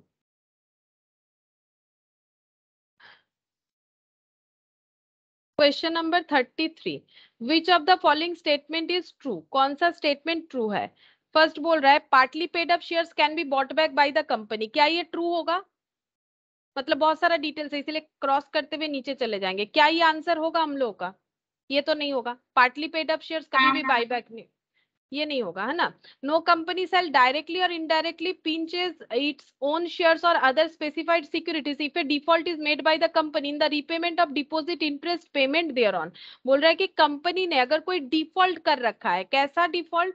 यहाँ पर डिफॉल्ट का एग्जांपल है repayment of deposit interest payment thereon, मतलब कंपनी को कुछ इंटरेस्ट वगैरह पे करना था, लेकिन कंपनी ने वो पे नहीं किया और कंपनी बोल रही है हम बाईबैक करना चाहते हैं, क्या ये कर पाएगी कंपनी? यहाँ पर बोल रहा है, ये बोल रहा है कि ऐसा कंपनी बाईबैक नहीं कर सकती, ये पूरे स्टेटमेंट का मतलब ये है। क्या ये सही है, ट्रू है कि कोई भी ऐसा कंपनी जो डिफॉल्ट कर रखी है वो बाईबैक नहीं कर सकती? क्या ये ट्रू है कि नहीं बोलो? हाँ मैम। ट्रू है, ठीक है, ये बाईबैक नहीं कर पाएगी। The offer for buyback shall remain open to securities holders for a period not less than 5 days and not exceeding 10 days, ठीक है। बाईबैक का ऑफर कितने दिन ओपन रहता है? 5 से लेके 10 डेज, ये थोड़ा सा रॉन्ग है, ठीक है, इसका डेज अलग होता है, तो ये नहीं होगा। The company can buy back up to 25% of paid up share capital and free reserve in any financial year, ठीक है। तो सिर्फ इससे काउंट नहीं होता है, हमें क्या करना पड़ता है, 3 हम लोग जो है टेस्ट चेक करते हैं और उसमें जो सबसे लोएस्ट वैल्यू होता है उतना हम लोग बाय बैक करते हैं, ठीक है। तो 25% of paid up share capital and free reserve, ये तो बस एक ही पॉइंट है ना, इससे हम लोग कंक्लूजन में नहीं आ सकते हैं, तो आंसर बी हो जाएगा, ये ट्रू है। 34 देखो, क्वेश्चन नंबर 34 क्या बोल रहा है, which of the following method for buyback of share is not allowed, कौन सा मेथड इनमें से ऐसा है जो बाईबैक के लिए एप्लीकेबल नहीं है, book building process, open market through stock exchange, negotiated deals, all of the above. कौन सा ऐसा प्रोसेस है जो बाईबैक के लिए फॉलो नहीं होता है, तो देखो ओपन मार्केट तो फॉलो होता है, अगर open market follow, option B अगर करेक्ट है तो ऑल ऑफ दिस तो होगा नहीं, ऑल ऑफ दिस तो होगा नहीं, क्योंकि हमें पूछा है कि कौन सा ऐसा मेथड है जो अलाउड नहीं है बाईबैक के लिए, तो बच्चा दो ही आंसर, बुक बिल्डिंग और नेगोशिएटेड, बोलो कौन सा होगा। बुक बिल्डिंग मेथड क्या होता है ये मैंने, हाँ बोलो, सही बोल रहे थे, ऑप्शन बोलो। सी। ऑप्शन सी, नेगोशिएटेड डील्स, ये नहीं होता है, नेगोशिएशन नहीं होता है, बुक बिल्डिंग का मतलब क्या, वो ऑफर, ठीक है, बीट प्राइस वगैरह आ जाएगा, तो ये वाला नेगोशिएशन। 35 नंबर देखो क्या बोल रहा है, where a company purchase its own shares out of free reserve और securities premium account, a sum equal to nominal value of the share so purchase shall be transfer to, कहां पर transfer होगा बोलो, अगर बाईबैक करते CRR। हैं CRR में, मतलब ये वाला option C, capital redemption reserve.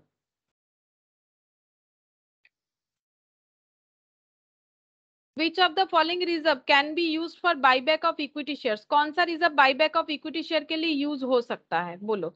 Statutory reserve, क्योंकि बाईबैक के लिए कौन सा रिजर्व यूज होता है, statutory, dividend equalisation, capital redemption, और ऑप्शन डी है ऑल ऑफ द अबव, ये हट जाएगा अभी, हाँ ऑल ऑफ द अबव, बोलो कौन सा रिजर्व जो है बाईबैक के लिए यूज होता है, फ्री रिजर्व और सिक्योरिटीज प्रीमियम, है ना, तो यहाँ पर तो सिक्योरिटीज प्रीमियम का ऑप्शन है नहीं, तो फ्री रिजर्व जो है वही होगा, ठीक है। तो इसमें से फ्री रिजर्व कौन सा है बोलो, कैपिटल रिडेम्पशन रिजर्व। नहीं, सीआरआर कभी भी फ्री रिजर्व नहीं होता है, फ्री रिजर्व क्या कौन सा है, देखो यहाँ पर मैंने लिखवाया था, डिविडेंड इक्विलाइजेशन रिजर्व। है डिविडेंड इक्विलाइजेशन रिजर्व, डिविडेंड जो दे पाते हैं, फ्री रिजर्व मतलब वो रिजर्व जिससे हम लोग डिविडेंड डिस्ट्रीब्यूट कर सकते हैं, सीआरआर से डिविडेंड नहीं दे सकते ना, वो कैपिटल नेचर का हो गया, ये मैंने डिस्कस किया था, कहाँ किया था उतना तो याद नहीं आ रहा है, बट किया था, ठीक है। तो यहाँ पर देखो फ्री रिजर्व का मतलब कौन कौन सा रिजर्व होता है, मैंने लिखवाया था, मुझे दिख क्यों नहीं रहा है, मैंने लिखवाया था और फिर वो हटा दिया, फ्री रिजर्व क्या क्या होता है मैंने लिखवाया था,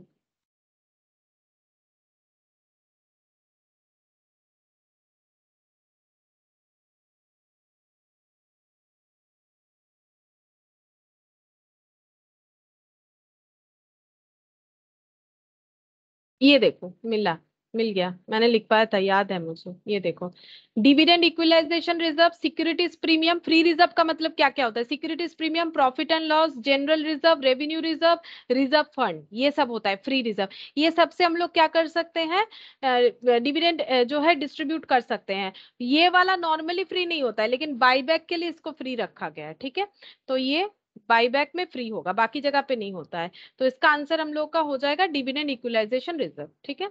अच्छा 37 नंबर देखो, a company cannot buy back its shares from any person through negotiated deals और थ्रू स्पॉट ट्रांजैक्शन और थ्रू एनी, क्या होगा बोलो, बोल रहा है कि अभी अभी तो तुम लोगों ने एक आंसर दिया था कि नेगोशिएटेड डील्स नहीं होता है, तो नेगोशिएटेड डील्स तो हो नहीं सकता है, यहाँ पर बोल रहा है कि company cannot buy back it shares from any person through negotiated deals और थ्रू स्पॉट ट्रांजैक्शन और through any spot transaction, negotiated, private, all of the above, कौन सा आंसर होगा, जिसमें से दो तो ऊपर लिख ही रखा है कि नहीं कर सकता है कंपनी, कौन सा, स्पॉट ट्रांजैक्शन नहीं कर सकता है, नेगोशिएटेड डील्स नहीं कर सकता है, तो ये दोनों ऑप्शन तो होगा ही, स्पॉट ट्रांजैक्शन नहीं कर सकेगा, नेगोशिएटेड डील नहीं कर सकेगा, अब ऑल ऑफ द अबव होगा कि नहीं वो डिपेंड कर रहा है प्राइवेट अरेंजमेंट के ऊपर, क्या प्राइवेटली कभी बाईबैक किया जा सकता है, ऐसा हम लोगों ने कहीं पढ़ा है क्या, प्राइवेटली बाईबैक होगा, क्योंकि बाईबैक का तो 3 ही ऑप्शन था, ओपन मार्केट, अपने एम्प्लॉय लोगों से या फिर प्रोपोर्शनेटली शेयर होल्डर से? तो कौन सा ऑप्शन होगा बोलो?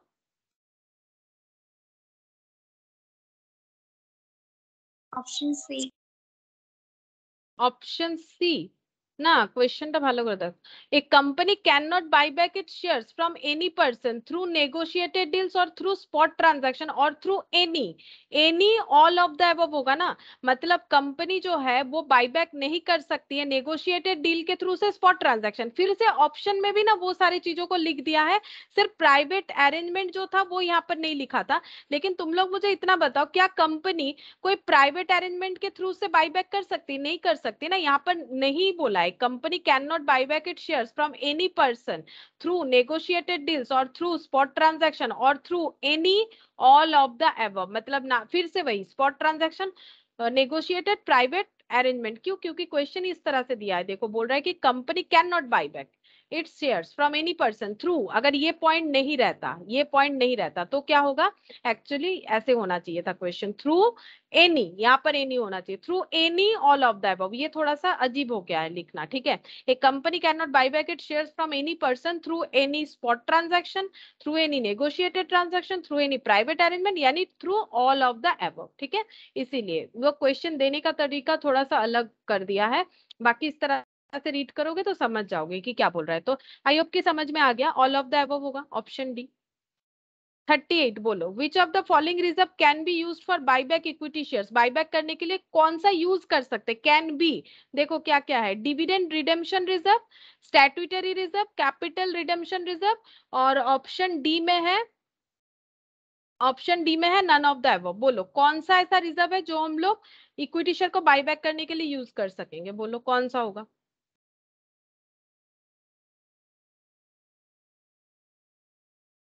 बायबैक के लिए तो सिक्योरिटीज प्रीमियम और फ्री रिजर्व। तो क्या dividend redemption reserve preference share के लिए जो रखा गया है, क्या ये फ्री रिजर्व होगा? ये पर्टिकुलरली प्रेफरेंस शेयर के लिए बता दिया है, क्या ये यूज कर पाएंगे बायबैक के लिए? क्योंकि ये डिविडेंड रिडेम्पशन रिजर्व जो है ये प्रेफरेंस शेयर के लिए कंपनी ने रखा है, पर्टिकुलरली यहाँ पर दिखा दिया है।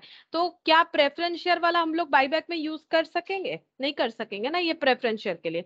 स्टैट्यूटरी मतलब कुछ लॉ के साथ एक्ट पर होने के लिए, कंप्लायंस विद लॉ के लिए अगर हम लोग कुछ रिजर्व जनरेट करके रखते हैं, जैसे लॉ ने बताया है कि इतना परसेंट जनरल रिजर्व क्रिएट करना ही पड़ेगा, इसको बोला जाता है स्टैट्यूटरी रिजर्व। तो स्टैट्यूटरी रिजर्व रेस्ट्रिक्टेड होता है, उसको हम लोग यूज नहीं कर सकते, ये फ्री रिजर्व नहीं होता है। कैपिटल रिडेम्पशन रिजर्व अभी भी डिस्कस किया था, फ्री रिजर्व नहीं होता है। तो कौन सा आंसर होगा? नन ऑफ दिस, ठीक है। हम लोग इसमें से कोई भी रिजर्व यूज नहीं कर सकते हैं बायबैक करने के लिए। क्वेश्चन नंबर 39 देखो क्या बोल रहे हैं। क्वेश्चन नंबर 39 यहाँ पर बोला है, the buyback may be misused by the corporate entities at the cost of innocent investor. बोल रहा है कि बायबैक को मिसयूज कर सकता है कोई भी कंपनी, मतलब मिसयूज करने से किसको लॉस होगा? इन्वेस्टर का लॉस होगा। जैसे मान लो कंपनी अगर बायबैक कर रही है, तो कंपनी क्या करती है, बायबैक करने से ऐसे क्रेडिटर वगैरह को लग सकता है ना, जिनसे लोन वोन ले रखा है क्रेडिटर, कि मेरा पेमेंट नहीं करके ये लोग बायबैक कर रहे हैं, इसी वजह से तो सीआरआर क्रिएट होता है। तो बायबैक जो है वो मिसयूज कर सकता है कोई भी एंटिटीज, और इससे इनोसेंट इन्वेस्टर का लॉस हो सकता है, ये एसर्शन है, ठीक है। रीजन क्या है? देखो, the promoters before the buyback में understated the earning by manipulating accounting policies. ये कैसे कर सकते हैं? बोल रहा है कि प्रोमोटर्स जो है वो कंपनी का जो प्रॉफिट है उसे मैनिपुलेट कर सकता है, ठीक है। कैसे करके? अकाउंटिंग पॉलिसीज को इधर उधर करके, जैसे कि डेप्रिसिएशन को ज्यादा चार्ज कर दिया, प्रॉफिट कम हो जाएगा। वैल्यूएशन ऑफ इन्वेंट्री, स्टॉक को ओवर वैल्यूड कर दिया, which would lead to a fall in the quoted price of shares. इस वजह से शेयर्स का प्राइस क्या हो सकता है? कम, प्रॉफिट कम हो रहा है तो क्या होगा? शेयर का प्राइस कम हो सकता है। And the promoter would buy then at low quotation, तो प्रोमोटर बाई बैक कर पाएगा कम प्राइस में, ठीक है, क्योंकि ऑफर प्राइस उसे कम करना पड़ेगा। तो इससे इन्वेस्टर लोगों का लॉस होगा। अब क्वेश्चन ये है, क्या ये सही है? Select the correct answer from the options. A is true but R is false, मतलब एसर्शन सही है बट रीजन गलत है, एसर्शन गलत है, रीजन सही है. A and R both are true but R is not correct explanation of A. A and R both true and R is correct explanation of A. मतलब options जो है वो बेसिकली ये बोलना चाह रहा है कि ये पहले बोलो, क्या ये दोनों पॉइंट ट्रू है कि नहीं है? ये दोनों पॉइंट ट्रू है कि नहीं? क्या ऐसा कर सकते हैं या नहीं कर सकते? तभी हम लोग ऑप्शन में पहुंच जाएंगे धीरे धीरे. क्या ये बात और ये बात सही है कि गलत है? दोनों पॉइंट सही है कि गलत है? ये बोलो, बोलो दोनों पॉइंट सही है कि Ma'am, गलत है? true. दोनों पॉइंट ट्रू है. अच्छा, अगर दोनों पॉइंट ट्रू है तो हम लोग का कौन सा ऑप्शन आएगा? देखो कौन कौन सा एलिमिनेट हो जाता है. A is true but R is false, eliminate. A is false, R is true, eliminate. बचा क्या? A and R both are true. A and R both are true. ये दोनों में टाई हो रहा है. But R is not correct explanation of A. मतलब R में जो बोला है कि प्रोमोटर क्या कर सकता है, स्टॉक को ओवर वैल्यूड करके, डेप्रिसिएशन को, अलग अलग अकाउंटिंग पॉलिसीज को चेंज करके प्रॉफिट को कम कर सकता है, शेयर का प्राइस कम करके लोएस्ट वैल्यू में, वो लोएस्ट कोटेशन में बायबैक कर सकता है. ठीक है, इससे इन्वेस्टर लोगों का लॉस होगा. क्या ये रीजन सही बताया गया है? तो उसके हिसाब से हमारा आंसर होगा कि ए और आर ये तो ट्रू हमें पता चल गया, लेकिन ये दोनों में रिलेशन क्या है? कॉज इफेक्ट का रिलेशन है, जैसे बचपन में करते थे ना कॉज इफेक्ट, तो उसी तरह से यहाँ पर आंसर पूछ रहा है, मतलब ऑप्शन दिया है A and R both are true but R is not correct explanation of A but R is correct explanation of A. कौन सा होगा? करेक्ट एक्सप्लेनेशन है या फिर नहीं है? कौन सा लग रहा है? बोलो कौन सा होगा?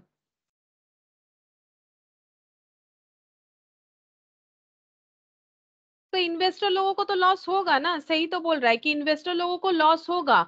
अगर प्रोमोटर जो है वो कम कोटेशन प्राइस में बायबैक करेंगे तो इन्वेस्टर लोगों को ऑब्वियसली लॉस होगा. तो ऑप्शन क्या हो जाएगा? D. A and R both are true and R is correct explanation of A. ठीक है, सही चीज बोला है. अच्छा, नेक्स्ट यहाँ पर देखो, विच of the following entry will be passed for payment of amount due on buyback. Buyback का अमाउंट जब जो ड्यू हुआ है वो पे करने से एंट्री क्या होगा? टू बैंक होगा. पैसा पेमेंट का एंट्री टू बैंक होता है. और इक्विटी शेयर होल्डर जिनको हम लोगों ने ड्यू किया था उनको पे कर देंगे तो उनको डेबिट कर देंगे. तो equity share holder account debit to bank. तो बोलो कौन सा ऑप्शन होगा? कौन सा ऑप्शन होगा? ये देखो ऑप्शन डी तक दिख रहा है. बोलो कौन सा ऑप्शन होगा? Credit to equity shareholder account and debit to bank account, credit to equity share capital account and debit to bank account, debit to equity shareholder account and credit to bank account. और and में कुछ एक दे रखा है. तो तुम लोग entry तो देख ही रहे हो. बोलो क्या होगा answer? Equity share holder debit और बैंक क्रेडिट, ऐसा कौन सा ऑप्शन है? इक्विटी शेयर Option होल्डर क्या? C. Option C. ठीक है, कैपिटल को मत कर दो, कैपिटल नहीं होता है कैंसिल, होल्डर्स कैंसिल होते हैं. ऑप्शन सी होगा. ठीक है, ऑप्शन सी होगा.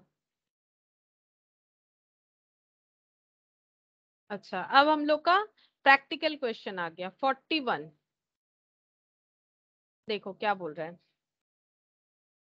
Paid up share capital of ABC limited is 50 lakh, having face value 10 is fully paid up. Other details दे रखा है. क्या दे रखा है? General reserve, capital redemption reserve, profit and loss account, statutory reserve, securities premium. The board of directors passed resolution in board meeting to buy back maximum number of shares allowed by law, maximum number of shares that can be bought back. ठीक है, तो यहाँ पर क्या बोला है? देखो board members जो है, बोर्ड ऑफ डायरेक्टर्स जो है वो पास कर रहे हैं क्या? Resolution in board meeting. Board meeting में रिजोल्यूशन पास कर रहे हैं. तो कौन सा रिजोल्यूशन पास हो रहा है? ऑर्डिनरी या फिर स्पेशल? बोलो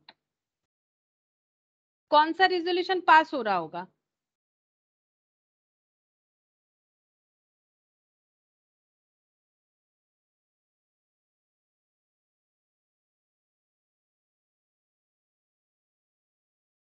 बोर्ड ऑफ डायरेक्टर्स जो है Ordinary resolution. Ordinary resolution. ठीक है, और ऑर्डिनरी रेजोल्यूशन पास करके कितना बायबैक करवा सकते हैं उसका लिमिट मैंने लिखवा दिया था. ये देखो, ये देख के तुम लोग मुझे आंसर बोलो क्या होगा यहाँ पर. ये देखो, special resolution is required to be passed at annual general meeting if buyback is up to 10% of paid up capital plus free reserve, then the board of director resolution is enough to execute the buyback. यानी हमें कितना buyback करने को मिलेगा? 10% of paid up capital plus free reserve. Question पढ़ के समझना पड़ेगा कि क्वेश्चन में क्या दे रखा है। तो क्वेश्चन में बोला है कि बोर्ड मीटिंग में जो है वहां पर ही डिसाइड कर लिया जाएगा कितना मैक्सिमम बाईबैक कर सकते हैं। तो कितना हो जाएगा 10% of paid up share capital यानी 50 लाख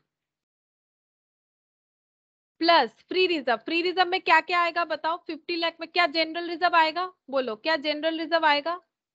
लिख रहे हैं हम, अगर नहीं होगा तो काट देंगे। बोलो जनरल रिजर्व आएगा कि नहीं आएगा? हाँ मैम। रिडेम्पशन रिजर्व मतलब इसके आगे कैपिटल नहीं लिखा हुआ है क्या? ये रिडेम्पशन रिजर्व आएगा? अभी तो बताया था रिडेम्पशन नहीं आएगा। पीएल आएगा? पीएल फ्री होता है कि नहीं? पीएल फ्री होता है बाबा, पीएल तो आएगा ही। और स्टैट्यूटरी रिजर्व आएगा? अभी अभी बताया था स्टैट्यूटरी रिजर्व कब क्रिएट होता है? लॉ के साथ एट पर होने के लिए अगर हम लोग कुछ रिजर्व क्रिएट कर रहे हैं दैट इज कॉल्ड स्टैट्यूटरी। 6,70,000 হ্যাঁ বলো, আরেকবার বলো, কথাটা শুনতে পেলাম না। 6,70,000 হ্যাঁ 6,70,000 নয়, বোধহয় 67 নাম্বার অফ শেয়ারসটা দেখো 67, 6,70,000 বোধহয় ক্যাপিটালটা আসছে, হ্যাঁ না? আমাদেরকে বলেছে নাম্বার, তাহলে নাম্বারটা কিভাবে ফাইন্ড আউট করবে করো, ডিवाइडेड बाय 67,000 हाँ 10 डिवाइडेड बाय 10, करेक्ट। ये देखो तो ये स्टैट्यूटरी तो नहीं आएगा, सिक्योरिटीज प्रीमियम आएगा क्योंकि यहाँ पर इसको फ्री रिजर्व काउंट किया जाता है। हो गया? तो 10% ऑफ ये देखो 50 लाख प्लस 15 लाख कितना हो गया? 65 लाख, 65, 66, 67 लाख, 67 लाख, 67 लाख का 10% मतलब 6,70,000। ये सब रुपीज में था तो ये भी रुपीज में आया। बट हम लोग को पूछा है maximum number of shares that can be buyback, number ये कैपिटल है, डिवाइडेड बाय 10। क्योंकि बाईबैक प्राइस कुछ नहीं बोला है तो हम लोग 10 मानेंगे, जो पर वैल्यू है पर पे बाईबैक हो रहा है, जबकि प्रैक्टिकली नहीं होता है, बात अलग है। लेकिन अभी जो क्वेश्चन है उस हिसाब से चलना पड़ेगा। 67,000 आंसर आएगा, ठीक है? तो 67,000 आंसर आ गया। तो देखो यहाँ पर देख लेते हैं, ऑप्शन में था 67,000, ये देखो 67,000। अच्छा 42 नंबर क्वेश्चन देखो क्या बोल रहा है। N Limited had 90,000 equity share of 100 each, fully paid up. The company decided to buy back 10% shares at par, मतलब 100 पे ही, by issue of sufficient number of preference shares. Company do not have any reserve. How much preference shares are required to be issued if new preference share are to be issued at 10 each? तो कितना preference share issue करना पड़ेगा अगर हम लोग buyback करना चाहते हैं और हमारे पास एनफ जो है रिजर्व नहीं है? तो मैंने ये देखो लिखवाया था फॉर्मूला कि कितना, ये यहाँ पर लिखवाया था क्या? ये देखो कितना प्रेफरेंस शेयर इशू करना पड़ता है, उसे कैसे कैलकुलेट करेंगे? Face value of buyback minus fresh issue, तो सीआरआर पता चल जाएगा, ठीक है? तो अगर हम लोग को पूरा ही फ्रेश इशू करना है क्योंकि हमारे पास कोई भी किसी तरह का रिजर्व नहीं है तो क्या होगा, कैसे कैलकुलेट करेंगे? तो देखो 90,000 है, बाईबैक करना है 10%, ये कंपनी बता दिया है। यहाँ पर हमें ये नहीं पता करना है कि कितना शेयर्स बाईबैक करना है। तो 90,000 शेयर्स है 100 रुपीज वाला, इसका 10% हम लोगों को बाई बैक करना पड़ेगा। तो 10% मतलब कितना हो जाएगा? 9 लाख रुपीज में, ठीक है? और नंबर में बोलोगे तो 90,000 डिवाइडेड बाय 10 कर दो, मतलब इंटू 10% कर दो, इंटू 10% कर दो, तो ये कितना हो जाएगा? 9,000 शेयर्स बाई बैक करना पड़ेगा, ठीक है? अच्छा अब the company decide to buy back at par by the issue of sufficient number of preference share, और इसके लिए company sufficient number of preference share issue करने के लिए रेडी है और कंपनी के पास किसी तरह का रिजर्व नहीं है। तो कंपनी के पास अगर रिजर्व यूटिलाइज करने के लिए नहीं है तो कंपनी को कितना प्रेफरेंस शेयर इशू करना पड़ेगा? हम यहाँ पर करके दिखाते हैं तभी तुम लोग समझ जाओगे। देखो कैसे होगा। 42 मैम 90,000 90,000 এক সেকেন্ড দেখে বলছি। হ্যাঁ 90,000 करेक्ट, 90,000 होगा। ये देखो यहाँ पर 90,000 का 10% अगर हम लोगों को बाई बैक करना है तो 9,000 शेयर्स बाई बैक करना है, ठीक है? और 9,000 और हम लोगों को कितना प्रेफरेंस शेयर इशू करना पड़ता है वो हम लोग देखो, face value of by back, face value of by back कितना हो जाएगा? 9,000 पर पे बाई बैक हो रहा है यानी 10, 90,000, ठीक है, 90,000 चाहिए। और हम लोगों को क्या करना है, हमें बोल रहा है हमारे पास कुछ रिजर्व वगैरह नहीं है, ठीक है। तो एक्चुअली हम लोग क्या कर सकते हैं, थोड़ा रिजर्व यूज कर सकते हैं, थोड़ा प्रेफरेंशियल, या फिर पूरा रिजर्व पूरा प्रेफरेंशियल। अगर हमारे पास किसी तरह का रिजर्व नहीं है तो ये पूरा का ही हमें क्या करना पड़ेगा, ये पूरा पेमेंट करने के लिए ही हमें प्रेफरेंशियल इशू करना पड़ेगा। और प्रेफरेंशियल का रेट क्या है, 10 करके है, ठीक है। तो जैसे हम लोग वो कंपनीज अकाउंट वाले क्लास में करें ना डिवेंचर का, कि अगर हम लोग डिवेंचर इशू करके एसेट खरीदते हैं उसी तरह से। तो ये देखो यहाँ पर 9 लाख, पर वैल्यू 100 है, ठीक है, पर वैल्यू 100 है, 9 लाख। 9 लाख का हमें जो है जुगाड़ चाहिए, ठीक है। और उसके लिए हम लोग प्रेफरेंस शेयर जो इशू करेंगे वो कितना, क्योंकि प्रेफरेंस शेयर के अलावा हमारे पास कोई ऑप्शन नहीं, एक एक शेयर 10 रुपीज वाला है, ठीक है। तो ये हो जाएगा हम लोगों का 90,000। तो कैसे लिखना है, ऐसे लिख सकते हो, amount payable to equity share holder divided by face value of preference shares to be issued. एक शेयर इशू करेंगे तो 10 रुपीज मिलेगा, 9 लाख के लिए 90,000 शेयर्स इशू करने पड़ेंगे, ठीक है। तो इसका आंसर हो जाएगा 90,000, यानी कि ऑप्शन बी, ठीक है, ऑप्शन बी हो जाएगा। अच्छा 43 देखो, if S limited decided to buy back 2000 equity share of 100 etch, ठीक है, बाई बैक करना चाहता है, यहाँ पर नंबर बता दिया है, नंबर हम लोग को कैलकुलेट नहीं करना है, 2000 equity share of 100 etch eight a premium of 10%। मतलब बाई बैक के लिए क्या क्या चाहिए, कितना पैसे का जरूरत होगा, 2000 इंटू 100, ये तो हमें जरूरत होगा ही, प्लस 10% और जरूरत होगा क्योंकि प्रीमियम पे बाई बैक हो रहा है। For the purpose of redemption the company issued 15,000 10% preference shares of 10 each at a premium of 20% per shares. The company has sufficient balance in profit and loss account. At the time of buyback of shares, the amount is to be transferred by the company to the capital redemption reserve account. बोल रहा है कि CRR में कितना जाएगा ये पूछ रहा है, अगर ये पूरा स्कीम है तो सीआरआर में कितना जाएगा ये हमें पूछ रहा है। तो सीआरआर में कितना जाएगा, उसके लिए सीआरआर में कितना जाता है, face value of shares buyback, ठीक है।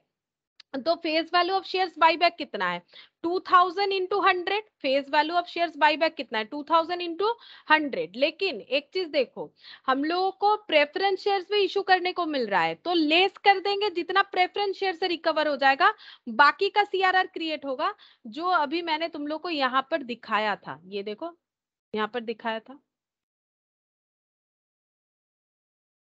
यहाँ था क्या, हाँ यहाँ था, ये देखो face value of shares buyback minus face value of fresh issue, तो जितना बचेगा उतने का सीआरआर क्रिएट करना पड़ेगा, ठीक है। तो बताओ कितना होगा, अगर कैलकुलेट कर पा रहे हो तो बोलो।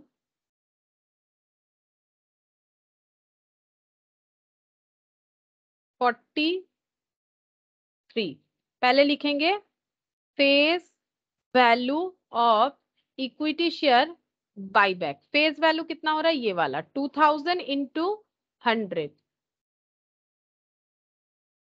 2 लाख, ठीक है। Face value of shares buyback हो रहा है 2 लाख, लेस कर देंगे, लेस करना पड़ेगा face value of preference shares, ठीक है, जो इशू हो रहा है। तो face value of preference share कितना होगा, 15,000 इशू हो रहा है, 10 करके, प्रीमियम 20%, मतलब अगर 10 का 20% करोगे तो ये तुम लोग का 2 रुपीज आ जाएगा, मतलब 12 रुपीज में हो रहा है। लेकिन हमें इसका भी क्या लेना पड़ता है, फेस वैल्यू, फेस वैल्यू है 10, 15,000 इंटू 10, यानी 15,000 इंटू 10 हो जाएगा, तो 1,50,000। तो सीआरआर में कितना, सीआरआर में कितना ट्रांसफर होगा, सीआरआर में normally face value of shares buyback होता है, लेकिन अगर प्रेफरेंस शेयर इशू कर रहे हैं तो उसका फेस वैल्यू डिडक्ट करने के बाद जितना बचेगा उतने का सीआरआर क्रिएट करना पड़ेगा, ठीक है। तो वैल्यूज कितना आ जाएगा, 50,000 हो जाएगा। तो आंसर हम लोग का हो जाएगा ऑप्शन बी। अगर यहाँ पर देखोगे तो आंसर जो है ऑप्शन ए कर रखा है, बट वो नए प्रोविजंस के साथ नहीं जाता है, ठीक है। यहाँ पर इसलिए नोट्स देके उन्होंने एक्सप्लेनेशन भी दे रखा है, जरूरत नहीं है हमारा, ठीक है, हमें पता है कि रूल्स क्या होगा, तो हम लोग एज पर जो रूल्स है उसी के हिसाब से चलेंगे। तो 43 का आंसर हमें यहाँ पर मतलब बता दिया है कि क्या एजम्पशन करने से क्या होगा, लेकिन मैट मतलब हम लोग का स्टडी मैट के हिसाब से हमें चलना है, तो उसमें हमारा आंसर 50,000 ही होना चाहिए, ठीक है, 50,000 होगा। अच्छा नेक्स्ट देखो, During the year 2018-19, T Limited buyback 20,000 equity share of 100 each at a premium of 5%. During the year 18-19, as the company did not have sufficient cash resources to buy back of equity share, it issued 1,12% preference share of 10 each at a premium of 15%. यहाँ तक हम लोगों ने क्या पढ़ा? यहाँ तक हम लोगों ने इतना ही पढ़ा कि एक कंपनी है जो 20,000 शेयर्स बाईबैक करना चाहती है 100 रुपीज वाला प्रीमियम पे, मतलब 105 बाईबैक प्राइस है और इसके लिए कंपनी के पास सफिशिएंट कैश नहीं है, तो उन्होंने प्रेफरेंस शेयर इशू कर दिया है 1,10 रुपीज वाला face value with premium 5 rupees. ठीक है, यहाँ पर 15% मतलब 5 रुपीज ही होता है क्या या कम होता है? 10 इंटू 15/100 1.5 होता है। ठीक है, 1.5 हो जाएगा, 15% premium. The company has sufficient balance in general reserve, general reserve में सफिशिएंट बैलेंस है। At the time of buyback of equity shares the amount to be transfer to CRR, तो सीआरआर में कितना ट्रांसफर होगा ये पूछ रहा है। सेम टाइप ऑफ क्वेश्चन है, बोलो सीआरआर में कितना ट्रांसफर होगा। क्वेश्चन नंबर 44, सीआरआर में कितना ट्रांसफर होगा, वैसा ही क्वेश्चन है ना अभी जैसे किया हम लोगों ने। फेस वैल्यू ऑफ बायबैक लिखेंगे, सेम क्वेश्चन है। देखो face value of equity share buyback, face value देखो कितना है, फेस वैल्यू है 20,000 इंटू 100, कितना हो जाएगा 20,000 इंटू 100, 20 लाख। ठीक है, लेस करने को मिलेगा अगर कोई प्रेफरेंस शेयर इशू हो रहा है तो उतना का हमें सीआरआर नहीं क्रिएट करना पड़ता है। Face value of preference share issued,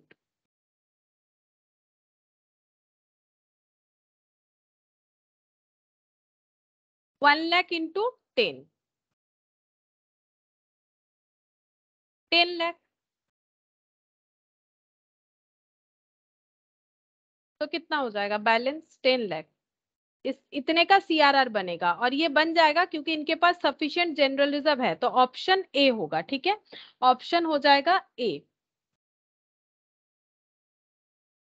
इसमें भी शायद आंसर अलग दिया हो इनके प्रोविजंस के हिसाब से, हमारा आंसर ऑप्शन ए ही होना चाहिए। ठीक है, ऐसे ही करना पड़ेगा तुम लोग को।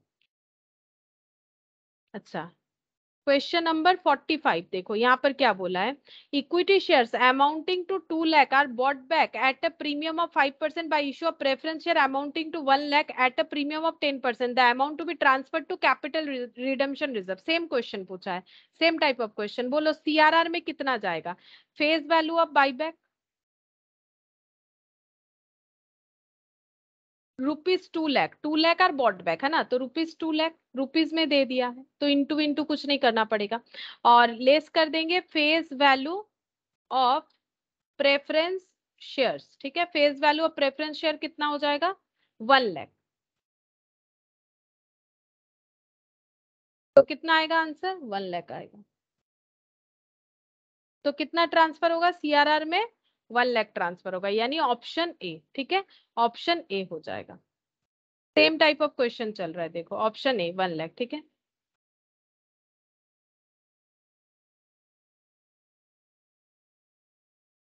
क्वेश्चन नंबर 46 देखो क्या बोल रहे हैं।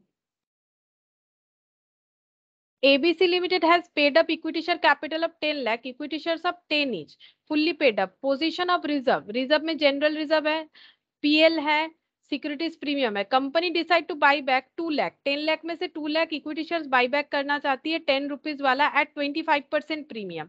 For this purpose the company sold entire investment at 12 lakh, book value 10 lakh.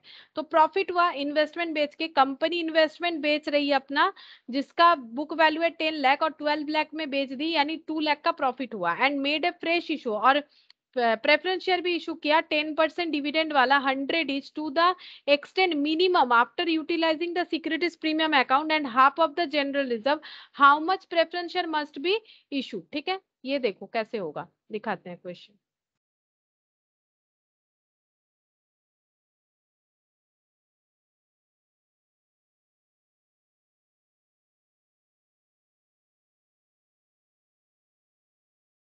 How much the, ये नीचे और कुछ भी दिया हुआ था, ऑप्शंस दिया हुआ है। ठीक है, how much preference share must be issued by the company so that provision of companies act 2013 get complied. ठीक है, कितना प्रेफरेंस शेयर कंपनी इशू कर सकती है। तो देखो क्वेश्चन नंबर 46,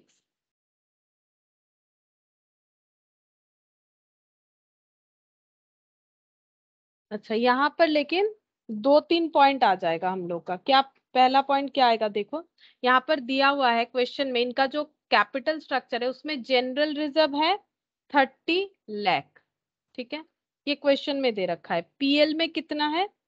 2 लाख, और सिक्योरिटीज प्रीमियम में कितना है? 2 लाख। अभी दिखा देते हैं, देखो ये लिखा हुआ है क्वेश्चन में, ठीक है। ये देखो, general reserve 30 lakh, PL 2 lakh, securities premium 2 lakh, ये अवेलेबल है, ठीक है। उसके बाद बाईबैक कितना करना है? बाईबैक करना है 2 लाख 10 ईच, ठीक है। तो यहाँ पर देखो, अगर इसका एंट्री करोगे ना तो और भी इजीली समझ में आएगा, नहीं करोगे तो भी चलेगा, ठीक है, नहीं करोगे तो भी चलेगा। तो फेस वैल्यू ऑफ बाईबैक लिख देते हैं। फेस वैल्यू ऑफ बाईबैक कितना हो जाएगा? 2 लाख इंटू 10, 10 नहीं, हाँ फेस वैल्यू 10 होगा, 25% प्रीमियम है, 2 लाख इंटू 10 मतलब 20 lakh face value of buyback, ठीक है। हम लोग को पूछा है कितना प्रेफरेंशियल इशू कर सकते हैं हम लोग, ठीक है। अच्छा, यहाँ पर देखो फिर, company decide to buy back for this purpose, company sold entire investment. Investment बेच के जो 2 लाख का प्रॉफिट हुआ वो कहां पर जाके ऐड होगा बोल सकते हो? इन्वेस्टमेंट सेल करके। इसके बाद लिखते हैं इन्वेस्टमेंट सेल करके आया profit, profit on investment sale कितना आया? 12 लाख माइनस 10 लाख, ठीक है। ये 2 लाख जो प्रॉफिट है ये कहां पर जाएगा बोल सकते हो? ये सब में से कहीं एक जाएगा ना, कहीं तो जाके जुड़ेगा, बोलो कहां पर आएगा? प्रॉफिट एंड लॉस अकाउंट में जाएगा। तो प्रॉफिट एंड लॉस अकाउंट में 2 लाख आ गया, इन्वेस्टमेंट बेच दिया ना, 2 लाख का प्रॉफिट हो गया, तो प्रॉफिट एंड लॉस अकाउंट हो गया है अभी 4 लाख, ठीक है। ये एक ट्रांजैक्शन हुआ। उसके बाद फ्रेश इशू करना है कंपनी को 10% डिविडेंड वाला 100 each to the extend minimum after utilising the securities premium account. Securities premium account utilise कर लो, उसके बाद half of general reserve utilise कर लो, उसके बाद डिसाइड करो कि कितना प्रेफरेंशियल इशू करना पड़ेगा। तो बाईबैक के लिए सिक्योरिटीज प्रीमियम यूज करो बोल रहा है, जनरल रिजर्व यूज करो। तो इस क्वेश्चन को हम एंट्री से दिखाते हैं। देखो सबसे पहले इक्विटी शेयर कैपिटल अकाउंट क्या हो जाएगा? डेबिट हो जाएगा।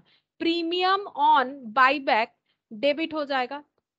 टू क्या होगा? टू होगा इक्विटी शेयर होल्डर। तो कंपनी ने बाईबैक डिक्लेयर करने के बाद ये ड्यू एंट्री कर दिया। ड्यू एंट्री में यहां पर कितना आ जाएगा? यहां पर आ जाएगा 2 लाख इंटू 10, ठीक है, 20 लाख फेस वैल्यू। प्रीमियम कितना था? कितने प्रीमियम में बाईबैक होने वाला था? प्रीमियम 25%, ठीक है। तो यहां पर हो जाएगा इंटू 25% मतलब कितना हो जाएगा? 25% मतलब 2.5, तो ये हो गया 5 lakh. To equity share holder 2 lakh into 12.5, तो ये हो जाएगा 25 लाख। ये हो गया ड्यू एंट्री, ठीक है, ये ड्यू एंट्री हो गया। अब कंपनी ने क्या किया? कंपनी ने ड्यू एंट्री किया और इन्वेस्टमेंट बेच दिया। तो इन्वेस्टमेंट बेचने का एंट्री क्या होगा? Bank account debit to investment to PL, ठीक है। तो पीएल में कितना आ जाएगा? बैंक अकाउंट डेबिट आ रहा है 12 लाख, ठीक है, इन्वेस्टमेंट 10 लाख, और पीएल में आ गया 2 लाख। तो पीएल क्रेडिट हुआ, इसी वजह से मैंने पीएल में यहाँ पर ऐड करके दिखाया था। अब बाईबैक करने से क्या करना पड़ेगा? बाईबैक करने से premium on buyback right of करना पड़ता है। फर्स्ट प्रेफरेंस होता है सिक्योरिटीज प्रीमियम का। प्रीमियम ऑन बाईबैक कितना है? 5 लाख। सिक्योरिटीज प्रीमियम में कितना है? 2 लाख। तो ये पूरा यूटिलाइज हो जाएगा, ठीक है, ये पूरा यूटिलाइज हो जाएगा। तो अभी बचेगा 0 फिलहाल, ठीक है, फिलहाल 0 बच रहा है। तो यहाँ पर लिखते हैं securities premium account debit 2 lakh, ठीक है, टू प्रीमियम ऑन बाईबैक। तो ये प्रीमियम ऑन बाईबैक जो है ये 5 लाख है, ठीक है, ये 5 लाख है। सिक्योरिटीज प्रीमियम से लिया, पूरा नहीं हो रहा है, तो नेक्स्ट हमारा ऑप्शन हम लोग जनरल रिजर्व से ले सकते हैं। जनरल रिजर्व में 30 लाख अवेलेबल है, तो जनरल रिजर्व से ले लेते हैं 3 लाख, तो हम लोग का 5 लाख हो जाएगा। तो जनरल रिजर्व में 3 लाख ले लिया। अब सीआरआर भी क्रिएट करना पड़ेगा, क्योंकि हम लोगों ने बाईबैक किया है तो सीआरआर भी क्रिएट करना पड़ेगा। तो सीआरआर कितना क्रिएट होगा ये हम लोग चेक करते हैं। हमें क्वेश्चन में पूछा क्या था कि कितना प्रेफरेंशियल इशू कर सकते हैं, ये पूछा था, ठीक है। तो ये वाला तो हो गया। अब हम लोग CRR देखते कितना क्रिएट हो जाएगा। अच्छा यहाँ पर एक पॉइंट भी बोला था, वो भी देखो। यहाँ पर बोला था fresh issue 10% preference share minimum after utilising the securities premium account, ठीक है। अच्छा प्रेफरेंस शेयर जो इशू हो रहा है वो कैसे इशू हो रहा है, पार में, ठीक है। अच्छा अब क्या बोल रहा है, हम लोग क्या क्या यूटिलाइज कर सकते हैं, सिक्योरिटीज प्रीमियम पूरा और जनरल रिजर्व आधा यूटिलाइज कर सकते हैं, ठीक है। हाउ मच प्रेफरेंस शेयर इसके बाद हमें इशू करना पड़ेगा, ठीक है। तो हम लोगों का देखो यहाँ पर जो है हम लोगों ने PL जो है वो 4 लाख दिखा दिया, ठीक है। और यहाँ पर जनरल रिजर्व से भी कुछ अमाउंट यूज कर लिया है, ये अमाउंट है हम लोगों का 3 लाख, ठीक है। लेकिन मैक्सिमम हम लोग जनरल रिजर्व से 3 लाख यूज कर लिए, मैक्सिमम कितना यूज कर सकते हैं, 15 लाख यूज कर सकते हैं, क्योंकि क्वेश्चन में बोला है हाफ यूज कर सकते हैं। 15 लाख में 3 लाख यूज कर लिया तो और 12 लाख ही यूज कर पाएंगे। अब हमें क्रिएट करना पड़ेगा CRR, ठीक है।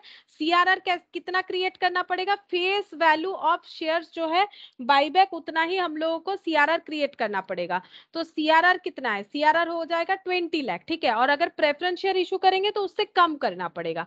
तो 20 लाख अगर हम लोग CRR क्रिएट करेंगे, क्या हमारे पास इनफ बैलेंस है, यहाँ पर 15 लाख है, यहाँ पर 4 लाख है, सॉरी यहाँ पर 12 लाख है और यहाँ पर 4 लाख है।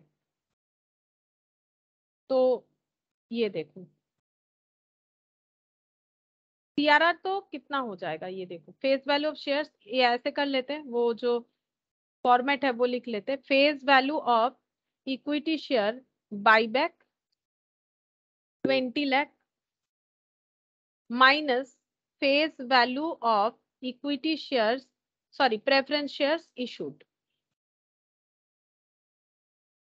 ठीक है।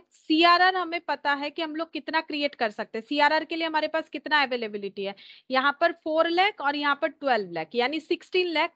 हमारे पास CRR के लिए रिजर्व कितना बचा हुआ है, 16 लाख बचा हुआ है, ठीक है। तो प्रेफरेंस शेयर कितना इशू करना पड़ेगा, हमें 20 लाख शेयर्स बाईबैक करना है तो उतना CRR क्रिएट करना पड़ता है, लेकिन CRR के लिए हमारे पास अवेलेबल कितना है, 16 लाख। हमें ये चीज फाइंड आउट करना पड़ेगा, नॉर्मली क्वेश्चन में ये दिया हुआ रहता है, हम लोग ये वाला फाइंड आउट करते हैं। अभी हमें बोला है कि हम लोग कौन कौन सा रिजर्व यूटिलाइज कर सकते हैं, हम लोग के पास मेनली 3 रिजर्व था, GR PL SP। तो सिक्योरिटीज प्रीमियम फुल्ली यूटिलाइज हो गया और नहीं बचा, क्योंकि पहले प्रीमियम का ऑप्शन होता है, पहले प्रीमियम को राइट ऑफ करने के लिए सिक्योरिटीज प्रीमियम, लेकिन वो भी पूरा नहीं बना 5 लाख के लिए। यहाँ से हम लोगों ने जनरल रिजर्व का 3 लाख यूज किया, हम लोग PL भी कर सकते थे, ठीक है, लेकिन पहला ऑप्शन जनरल रिजर्व का कर लिया।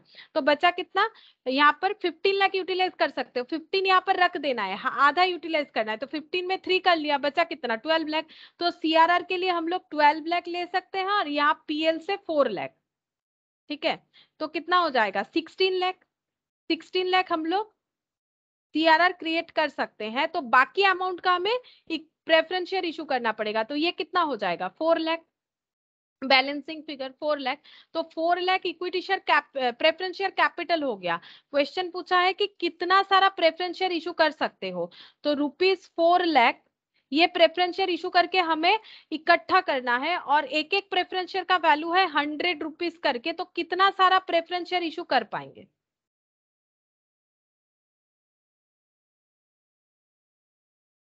4000, ठीक है 4000 हो जाएगा। नंबर्स देखते हैं क्या दिया है, 4000 प्रेफरेंस शेयर, ऑप्शन ए 46, इसका दिया है ऑप्शन ए 20,000 प्रेफरेंस शेयर्स, मेरा तो आया 4000, 20,000 प्रेफरेंस शेयर्स। अच्छा मतलब इन्होंने पूरा 20 लाख से ही कर दिया,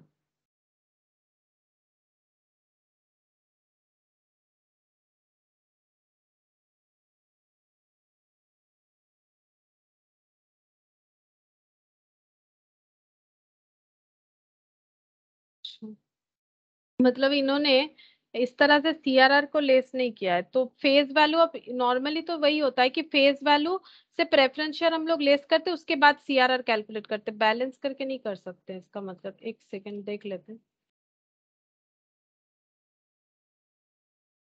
how much preference share must be issued by the company so that provision of companies act get complied. तो बोल रहा है कि made a fresh issue of 10% preference share 100 to the extend minimum after utilising, लेकिन बोला है तो after utilising securities premium and half of general reserve. After utilising बोला है तो 4000 नहीं होगा, मुझे तो लगता है 4000 होना चाहिए आंसर। ठीक है, ये एक बार देख के बताएंगे। ठीक है, मतलब इसका प्रोविजंस जो है मुझे तो लग रहा है सही हुआ है, क्योंकि 4000 जो है आफ्टर यूटिलाइजिंग बोला था ना, इसीलिए मैंने इस तरह से किया। ठीक है, थोड़ा सा मुझे डाउट हो रहा है कि सही हो रहा है कि नहीं, तो ये एक बार क्वेश्चन नंबर देख लेते हैं 46। ठीक है, ये वाला एक बार देख लेंगे कि एक्चुअली में कितना होना चाहिए 46। ये थोड़ा सा डाउट लग रहा है मुझे। ऑप्शन तो है, मतलब एक्चुअली बहुत सारे ऑप्शंस गलत भी होते हैं, मतलब पुराने प्रोविजन से होते हैं, क्योंकि यहाँ पर बोला था आफ्टर यूटिलाइजिंग, दैट्स वाई मैंने इस तरह से किया। ठीक है, अगर 20,000 आंसर होगा तो देख लेंगे। अगर देखो 20,000 तभी हो सकता है, सिंपल सा बात है, सारा चीज ठीक है। 20,000 तभी हो सकता है अगर हम लोग ये बैलेंस करके ये नहीं फाइंड आउट करते, मतलब ये पूरा शेयर्स के ऊपर हम लोग प्रेफरेंस शेयर कैलकुलेट कर लेंगे तो सेम आंसर आ जाएगा। ठीक है, मतलब जो इनका आंसर है, लेकिन हम बता देंगे कि ये सही है कि गलत है। ठीक है, अच्छा नेक्स्ट देखो, question number 47। Following are the extract of balance sheet of light company limited, equity share of 10 is 10 lakh, securities premium, reserve, profit and loss, bank का balance, non trading investment 4 lakh 20, company bought back 15,000 shares at 40 each.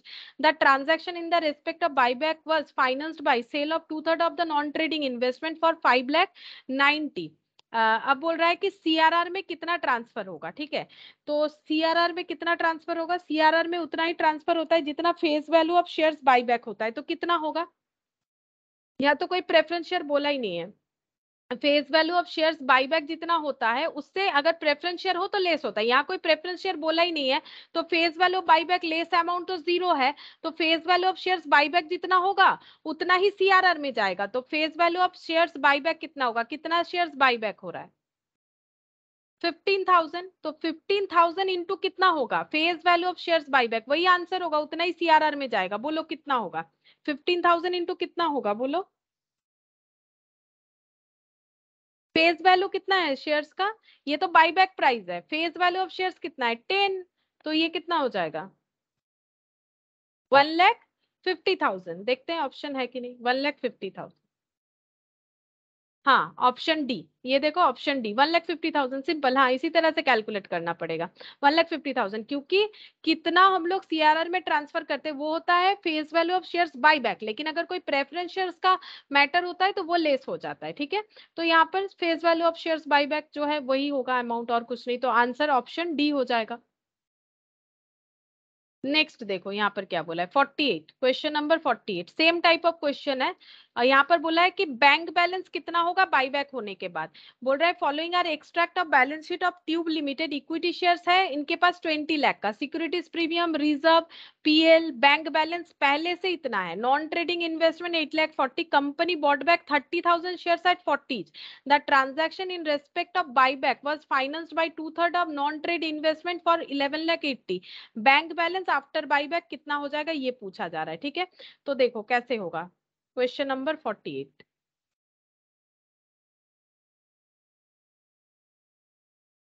तो opening bank balance देख लेते हैं कितना है, opening bank balance, तो opening bank balance है 18,20,000। ठीक है, 18,20,000।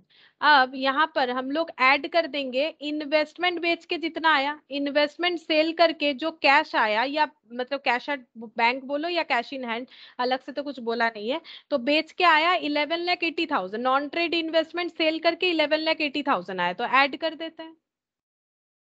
ठीक है, अच्छा उसके बाद यहाँ पर और कुछ सेल तो किया नहीं है, अब पे करना पड़ेगा, बाईबैक करने पे करना पड़ेगा, paid to equity share holder, कितना पेमेंट होगा इक्विटी शेयर होल्डर को, जितना बाईबैक प्राइस रखा है 40 रुपीज करके 30,000 शेयर होल्डर को, 30,000 शेयर्स पे 40 रुपीज करके, यानी 12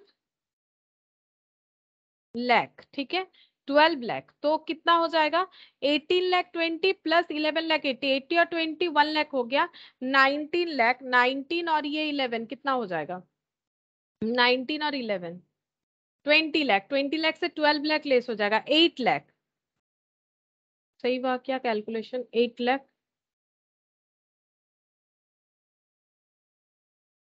8 लाख तो ऑप्शन में नहीं है, मैम 30 হবে 9। बहुत अच्छा। 19 plus 11 30. চেক করে বলে দাও তো কত হচ্ছে। 30 মাইনাস 12 কত হয়ে যাবে? 18 लाख 18 लाख होगा। देखते ऑप्शन था, हाँ है ऑप्शन डी। चेक करते हैं सही हुआ कि नहीं। हाँ सही हुआ है ऑप्शन डी। ये बैंक बैलेंस बचेगा बाईबैक होने के बाद। ठीक है, question number 49। Following information is available from audited balance sheet of TH limited. Equity share capital 30,000 है कि नहीं? 3,000 लाख शेयर्स ऑफ 10 ईच। ठीक है, ये शॉर्टकट में 30,000 कर रखा है इन्होंने। अच्छा, सिक्योरिटीज प्रीमियम 3,000 इन लैख है सब actually. General reserve, secured loan, unsecured loan. Compute the maximum limit up to which buyback is permitted in the financial year 18-19। तो कितना बाईबैक हम लोग कर सकते हैं फाइनेंशियल ईयर 18-19 में, ये हम लोगों से पूछ रहा है। ठीक है, तो हम लोग एक एक टेस्ट जो है वो कैलकुलेट करके देख लेते हैं। ठीक है, तो सबसे पहले आ जाएगा resource test, question number 49। Resource test क्या हो जाएगा? 25% of equity share capital and paid up. Equity share capital कितना है, ये वाला वैल्यू ले लेते हैं 30,000, और फ्री रिजर्व 30,000, सिक्योरिटीज प्रीमियम आ जाएगा 3,000, जनरल रिजर्व 10,000। तो 30,000 प्लस 3,000 प्लस 10,000, तो 30,000 प्लस 3,000 प्लस 10,000। ठीक है, और डिवाइडेड बाय होता है बाईबैक प्राइस। बाईबैक प्राइस कुछ नहीं बोलेगा तो हम लोग क्या ले लेंगे, बाईबैक प्राइस कुछ नहीं बोला है तो हम लोग पर वैल्यू ले लेते हैं। पर वैल्यू कितना है शेयर्स का? 10। तो यहाँ पर आ जाएगा, ये हो गया 30 और 10, 43,000 का 25% कितना होता है? 43,000 कैलकुलेटर पे देखते हैं। 43,000 का 25% यानी 10,750 डिवाइडेड बाई 10 यानी 1075। ये एक पहला वाला हो गया आंसर। ठीक है, अब सेकंड जो चेक करेंगे दैट इज आउटस्टैंडिंग शेयर्स जितना रहेगा उसका 25%। तो 25% ऑफ शेयर्स आउटस्टैंडिंग टेस्ट, तो कितना शेयर है? 3,000 लाख। मतलब हम ये 30,000 जो है उसी के हिसाब से कर लेते हैं। ठीक है, 30,000 जो है उसी के हिसाब से कर लेते हैं। तो कैसा होगा calculation? 30,000 divided by 10, number of shares चाहिए हमें, तो ये हो जाएगा 30,000 इंटू 25% डिवाइडेड बाई 10, तो ये हो गया 750। ये सब लाख में आ रहा है आंसर। ठीक है, 750 लाख नंबर ऑफ शेयर्स, ये हो गया इतना लाख। ठीक है, तो ये सेकंड वाला हो गया। तो ये तो दिख ही रहा है, ये कैंसिल हो जाएगा क्योंकि लोअर ऑफ द अबव होता है। तो ये 750 और सी ऑप्शन चेक करते कितना होगा। हमें क्या रखना है? डेब्ट इक्विटी रेशियो रखना है हम लोगों को। कितना डेब्ट इक्विटी रेशियो रखना है हम लोगों को? हाफ। ठीक है, तो देखो बिफोर बाईबैक लोन फंड, क्योंकि नॉन इफेक्टेड होता है, लास्ट दिन हम लोगों ने किया था ना इसी तरह से। तो 40 और 22 मतलब 62,000। ठीक है, बिफोर बाईबैक लोन फंड। ठीक है, और after buyback equity share capital कितना होना चाहिए? एटलीस्ट इसका 1 मतलब आधा, इसका आधा होना चाहिए। तो 62,000 डिवाइडेड बाई 2 कर लो, यानी होना चाहिए 31,000। हम लोगों के पास after buyback equity share capital should भी इतना होना चाहिए। ठीक है, और हम लोग के पास कितना है? कितना है ये देखो, 10,000 नहीं, ये तो 25% करके मिला है। 43,000 हम लोग के पास है। 43,000 तो हम लोग कितना बाईबैक कर सकते हैं? 31,000 रखने के बाद बाईबैक कैन भी कितना हो सकता है? माइनस कर देते हैं, ऐसा किया था ना लास्ट दिन। 43 माइनस 31, तो 12,000 शेयर्स कैपिटल का बाईबैक कर सकते हैं। ये रुपीज में आ रहा है। नंबर ऑफ शेयर्स बाईबैक कैसे कैलकुलेट करेंगे? एक शेयर्स जो है वो बाईबैक होने पे शेयर होल्डर्स का फंड कितना चेंज होता है? 3 जगह पे चेंज होता है, सिक्योरिटीज प्रीमियम पे, इक्विटी शेयर कैपिटल पे, और सीआरआर के लिए फ्री रिजर्व पे। ठीक है, तो यहाँ पर प्रीमियम पे तो बाईबैक नहीं हो रहा है तो ये कुछ इंपैक्टफुल नहीं होगा। इक्विटी शेयर कैपिटल 10 रुपीज से रिड्यूस हो जाएगा, फ्री रिजर्व भी सीआरआर के लिए 10 रुपीज जो फेस वैल्यू होता है उसी से मतलब रिड्यूस होगा, मतलब 20 इम्पैक्ट आ जाएगा 20 रुपीज का एक शेयर्स के लिए, ठीक है। तो 12,000 से हम लोग कितने सारे शेयर्स बाई बैक कर सकते हैं, तो 12,000 डिवाइडेड बाई 20, ठीक है। 20 तो कितना हो जाएगा 600 लाख, है ना। तो इसमें 600 लाख का ऑप्शन है, हाँ है, ऑप्शन बी आंसर होगा, ठीक है। ऑप्शन बी 600 लाख आंसर होगा। तो हम लोग इतना सारा शेयर्स बाय बैक, एक्चुअली जो लोअर ऑफ द अबव होता है, तो लोअर कौन सा आया, ये वाला 600 लाख।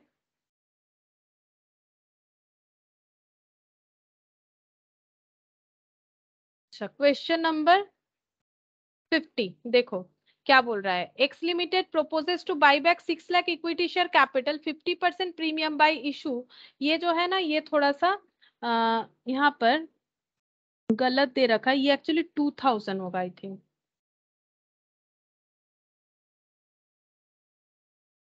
2000 होगा आई थिंक, देख लेते हैं। 14% preference share of 100 is eight a premium of 20%। It has balance securities premium general reserve PL. Securities premium में इतना बैलेंस है, जनरल रिजर्व में ये बैलेंस है, पीएल में ये बैलेंस है। For this purpose it sold all of its investment for 1,50,000। Investment पूरा बेच दिया है। The company wants to keep balance of 6 lakh in general reserve. Company चाहती है कि जनरल रिजर्व में 6 लाख रख दे। What are the balances of securities premium account and capital redemption reserve after giving effect of the above. मतलब सीधा बात है, बाईबैक करने के बाद सिक्योरिटीज प्रीमियम में कितना है बैलेंस और कैपिटल रिजर्व में कितना होगा। तो चेक करते हैं, देखो क्वेश्चन नंबर 50।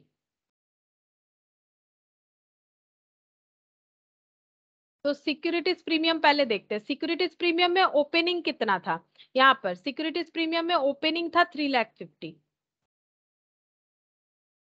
ठीक है। अच्छा, उसके बाद इन लोगों ने क्या किया है, इन्वेस्टमेंट बेचा, इससे सिक्योरिटीज प्रीमियम में कोई इंपैक्ट नहीं आएगा। 6 लाख जनरल रिजर्व में रखना चाहते हैं, ठीक है। अच्छा, अगर प्रेफरेंस शेयर इशू किया है वो भी प्रीमियम पे, तो प्रेफरेंस शेयर अगर इशू किया है प्रीमियम पे, तो हम लोग का सिक्योरिटीज प्रीमियम जो है वो इंक्रीज करेगा, और बाईबैक अगर प्रीमियम पे होगा तो सिक्योरिटीज प्रीमियम जो है वो डिक्रीज करेगा, ठीक है। तो ये 2000 होगा कि नहीं, एक बार हम देख लेते हैं। मैंने क्वेश्चन किया हुआ है, देख लेते, मैंने कितने से देखा ये वाला, हाँ ये 2000 होगा, ठीक है। 2000 इंटू 100, तो 2000 शेयर्स पे 20% प्रीमियम, तो securities premium issue of preference shares के वजह से कितना सिक्योरिटीज प्रीमियम बन रहा है, 2000 शेयर्स पे प्रीमियम कितना मिलेगा 20%, मतलब 20 रुपीज 100 पे, तो ये हो जाएगा 40,000, ठीक है। ये 40,000 हो गया। देखो हम लोगों ने प्रीमियम चेक किया कि प्रेफरेंस शेयर इशू अगर होगा, ये 2000 है, 2000 प्रेफरेंस शेयर्स अगर 20% प्रीमियम यानी 20 रुपीज पे इशू करेंगे तो 40,000 सिक्योरिटीज प्रीमियम बनेगा। अच्छा, अब जो बाईबैक है वो क्या प्रीमियम पे हो रहा है, चेक करते हैं। 50% प्रीमियम पे हो रहा है, तो 6 लाख का 50% देना पड़ेगा। देखो प्रीमियम ऑन बाईबैक कितना हो जाएगा, 50% प्रीमियम, तो 6 लाख का 50% कितना होता है, 6 लाख का 50% होता है 3 लाख। 3 लाख सिक्योरिटीज प्रीमियम से यूटिलाइज करना पड़ेगा प्रीमियम को राइट ऑफ करने के लिए, तो लेस हो जाएगा utilised for buyback. Utilised for buyback कितना हो जाएगा 3 लाख। तो सिक्योरिटीज प्रीमियम में कितना बचेगा 3 लाख, और 3 लाख एडजस्ट होके 50,000, 50 और 40 90,000 हो गया, ठीक है। 50 और 40 90,000 हो रहा है। अच्छा, और आगे देखते हैं, अभी तो इतना ही मिला हम लोगों को। अब यहाँ पर बोल रहा है कि कैपिटल रिडेम्पशन रिजर्व में कितना जाएगा, वो भी चेक करते हैं, सीआरआर में कितना जाएगा, ठीक है। देखो सीआरआर क्रिएट करने के लिए हम लोग के पास क्या क्या ऑप्शन रहता है। सीआरआर क्रिएट करने के लिए जनरल रिजर्व होना चाहिए, देखो यहाँ पर है कि नहीं, जनरल रिजर्व है। अच्छा, पीएल है, जनरल रिजर्व है, पीएल है, और फिलहाल सिक्योरिटीज प्रीमियम जरूरत होगा तो लेंगे। पहले चेक करते हैं जनरल रिजर्व कितना है। जनरल रिजर्व है 9,30,000, जनरल रिजर्व है 9,30,000, बट रेस्ट्रिक्टेड है 6 लाख तक, क्योंकि कंपनी बोल रही है 6 लाख हमेशा जनरल रिजर्व में रखना है। तो सीआरआर के लिए कितना जनरल रिजर्व यूटिलाइज कर सकते हैं, सिर्फ और सिर्फ 3,30,000 यूज कर सकते हैं। और पीएल कितना था, पीएल था हम लोगों का 48,000, और एक इन्वेस्टमेंट बिका है, क्या उसमें प्रॉफिट की लॉस क्या हुआ चेक करते हैं। 1,48,000 का sold all of its investment of 1,48,000 for 1,50,000, मतलब 20,000, ठीक है। सॉरी 2000 का प्रॉफिट हुआ है इन्वेस्टमेंट बेच के, तो यहाँ पर 50,000 है, तो सीआरआर में हम लोग इतना यूटिलाइज कर सकते हैं, बट सीआरआर कितने का बनेगा, face value of equity share buyback, तो face value of shares buyback कितना हो जाएगा, 6 लाख दे रखा था यहाँ पर, देखो 6 लाख, 6 लाख जो है वो बाईबैक करना चाहते हैं 6 लाख, तो 6 लाख का सीआरआर क्रिएट होगा, लेकिन उससे हम लोग क्या लेस कर देंगे, face value of preference shares issued, ठीक है, ये लेस होने के बाद सीआरआर डिसाइड किया जाता है। तो face value of preference share कितना है, 2000 प्रेफरेंस शेयर्स इशू हुआ है 100 रुपीज वाला और 20 प्रीमियम में, लेकिन यहाँ प्रीमियम एडजस्ट नहीं होता है, तो 2 लाख, ठीक है, तो सीआरआर कितने से यूटिलाइज होगा, मतलब कितने का क्रिएट करना पड़ेगा, 4 लाख का, ठीक है, तो यहाँ पर कितना आ रहा है, यहाँ पर तो 4 लाख नहीं हो रहा है, 80 आ रहा है, तो क्या हम लोगों के पास 4 लाख के लिए कोई रिजर्व है, हाँ है, सिक्योरिटीज प्रीमियम रिजर्व है, सिक्योरिटीज प्रीमियम में कितना है, 90,000 है, क्या हम लोग वहां से यूज कर सकते हैं जितना हमें चाहिए, बिल्कुल कर सकते हैं, 90,000 से माइनस कर देंगे जितना हमें चाहिए, 4 लाख सीआरआर क्रिएट करना पड़ेगा, तो यहाँ पर हो गया 20 का डेफिसिट हो रहा है, तो 20,000 यूटिलाइज कर लेते हैं, ठीक है, तो यहाँ पर सीआरआर बन जाएगा, तो सिक्योरिटीज प्रीमियम में कितना बचा, ये 90,000 था, फिर यहाँ पर यूज कर लिख देते हैं यूटिलाइज्ड फॉर सीआरआर, ठीक है, और इसको लिखो यूटिलाइज्ड फॉर प्रीमियम, इसको ऐसे लिखो यूटिलाइज फॉर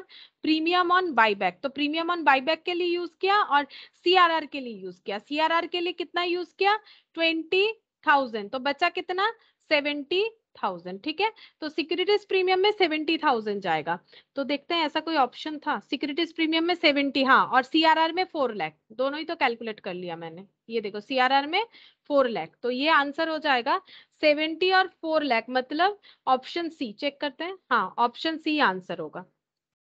अच्छा 51 और कितना सारा बच गया, 52, 53, 54, 55, अभी भी बहुत सारा है, बहुत सारा नहीं है, 51 से लेके 55, एक काम करेंगे, ये तुम लोग को शेयर कर देंगे, तुम लोग कुछ क्वेश्चंस खुद से करके देखो, ठीक है, मैंने तो बहुत सारा बताया, सेम टाइप ऑफ क्वेश्चन ही मिलेगा, नेक्स्ट दिन हम क्या करेंगे, इसको डिस्कस करके दूसरा कोई टॉपिक ले लेंगे, ठीक है, तुम लोग करके देख सकते हो, यहाँ नीचे आंसर्स भी दिए हुए हैं, ठीक है, आंसर्स भी दिए हुए हैं, और सेम टाइप ऑफ क्वेश्चन ही मिलेगा तुम लोग को, प्रैक्टिस भी हो जाएगा, तो आज यहाँ तक ही करते हैं, नेक्स्ट दिन बता देंगे।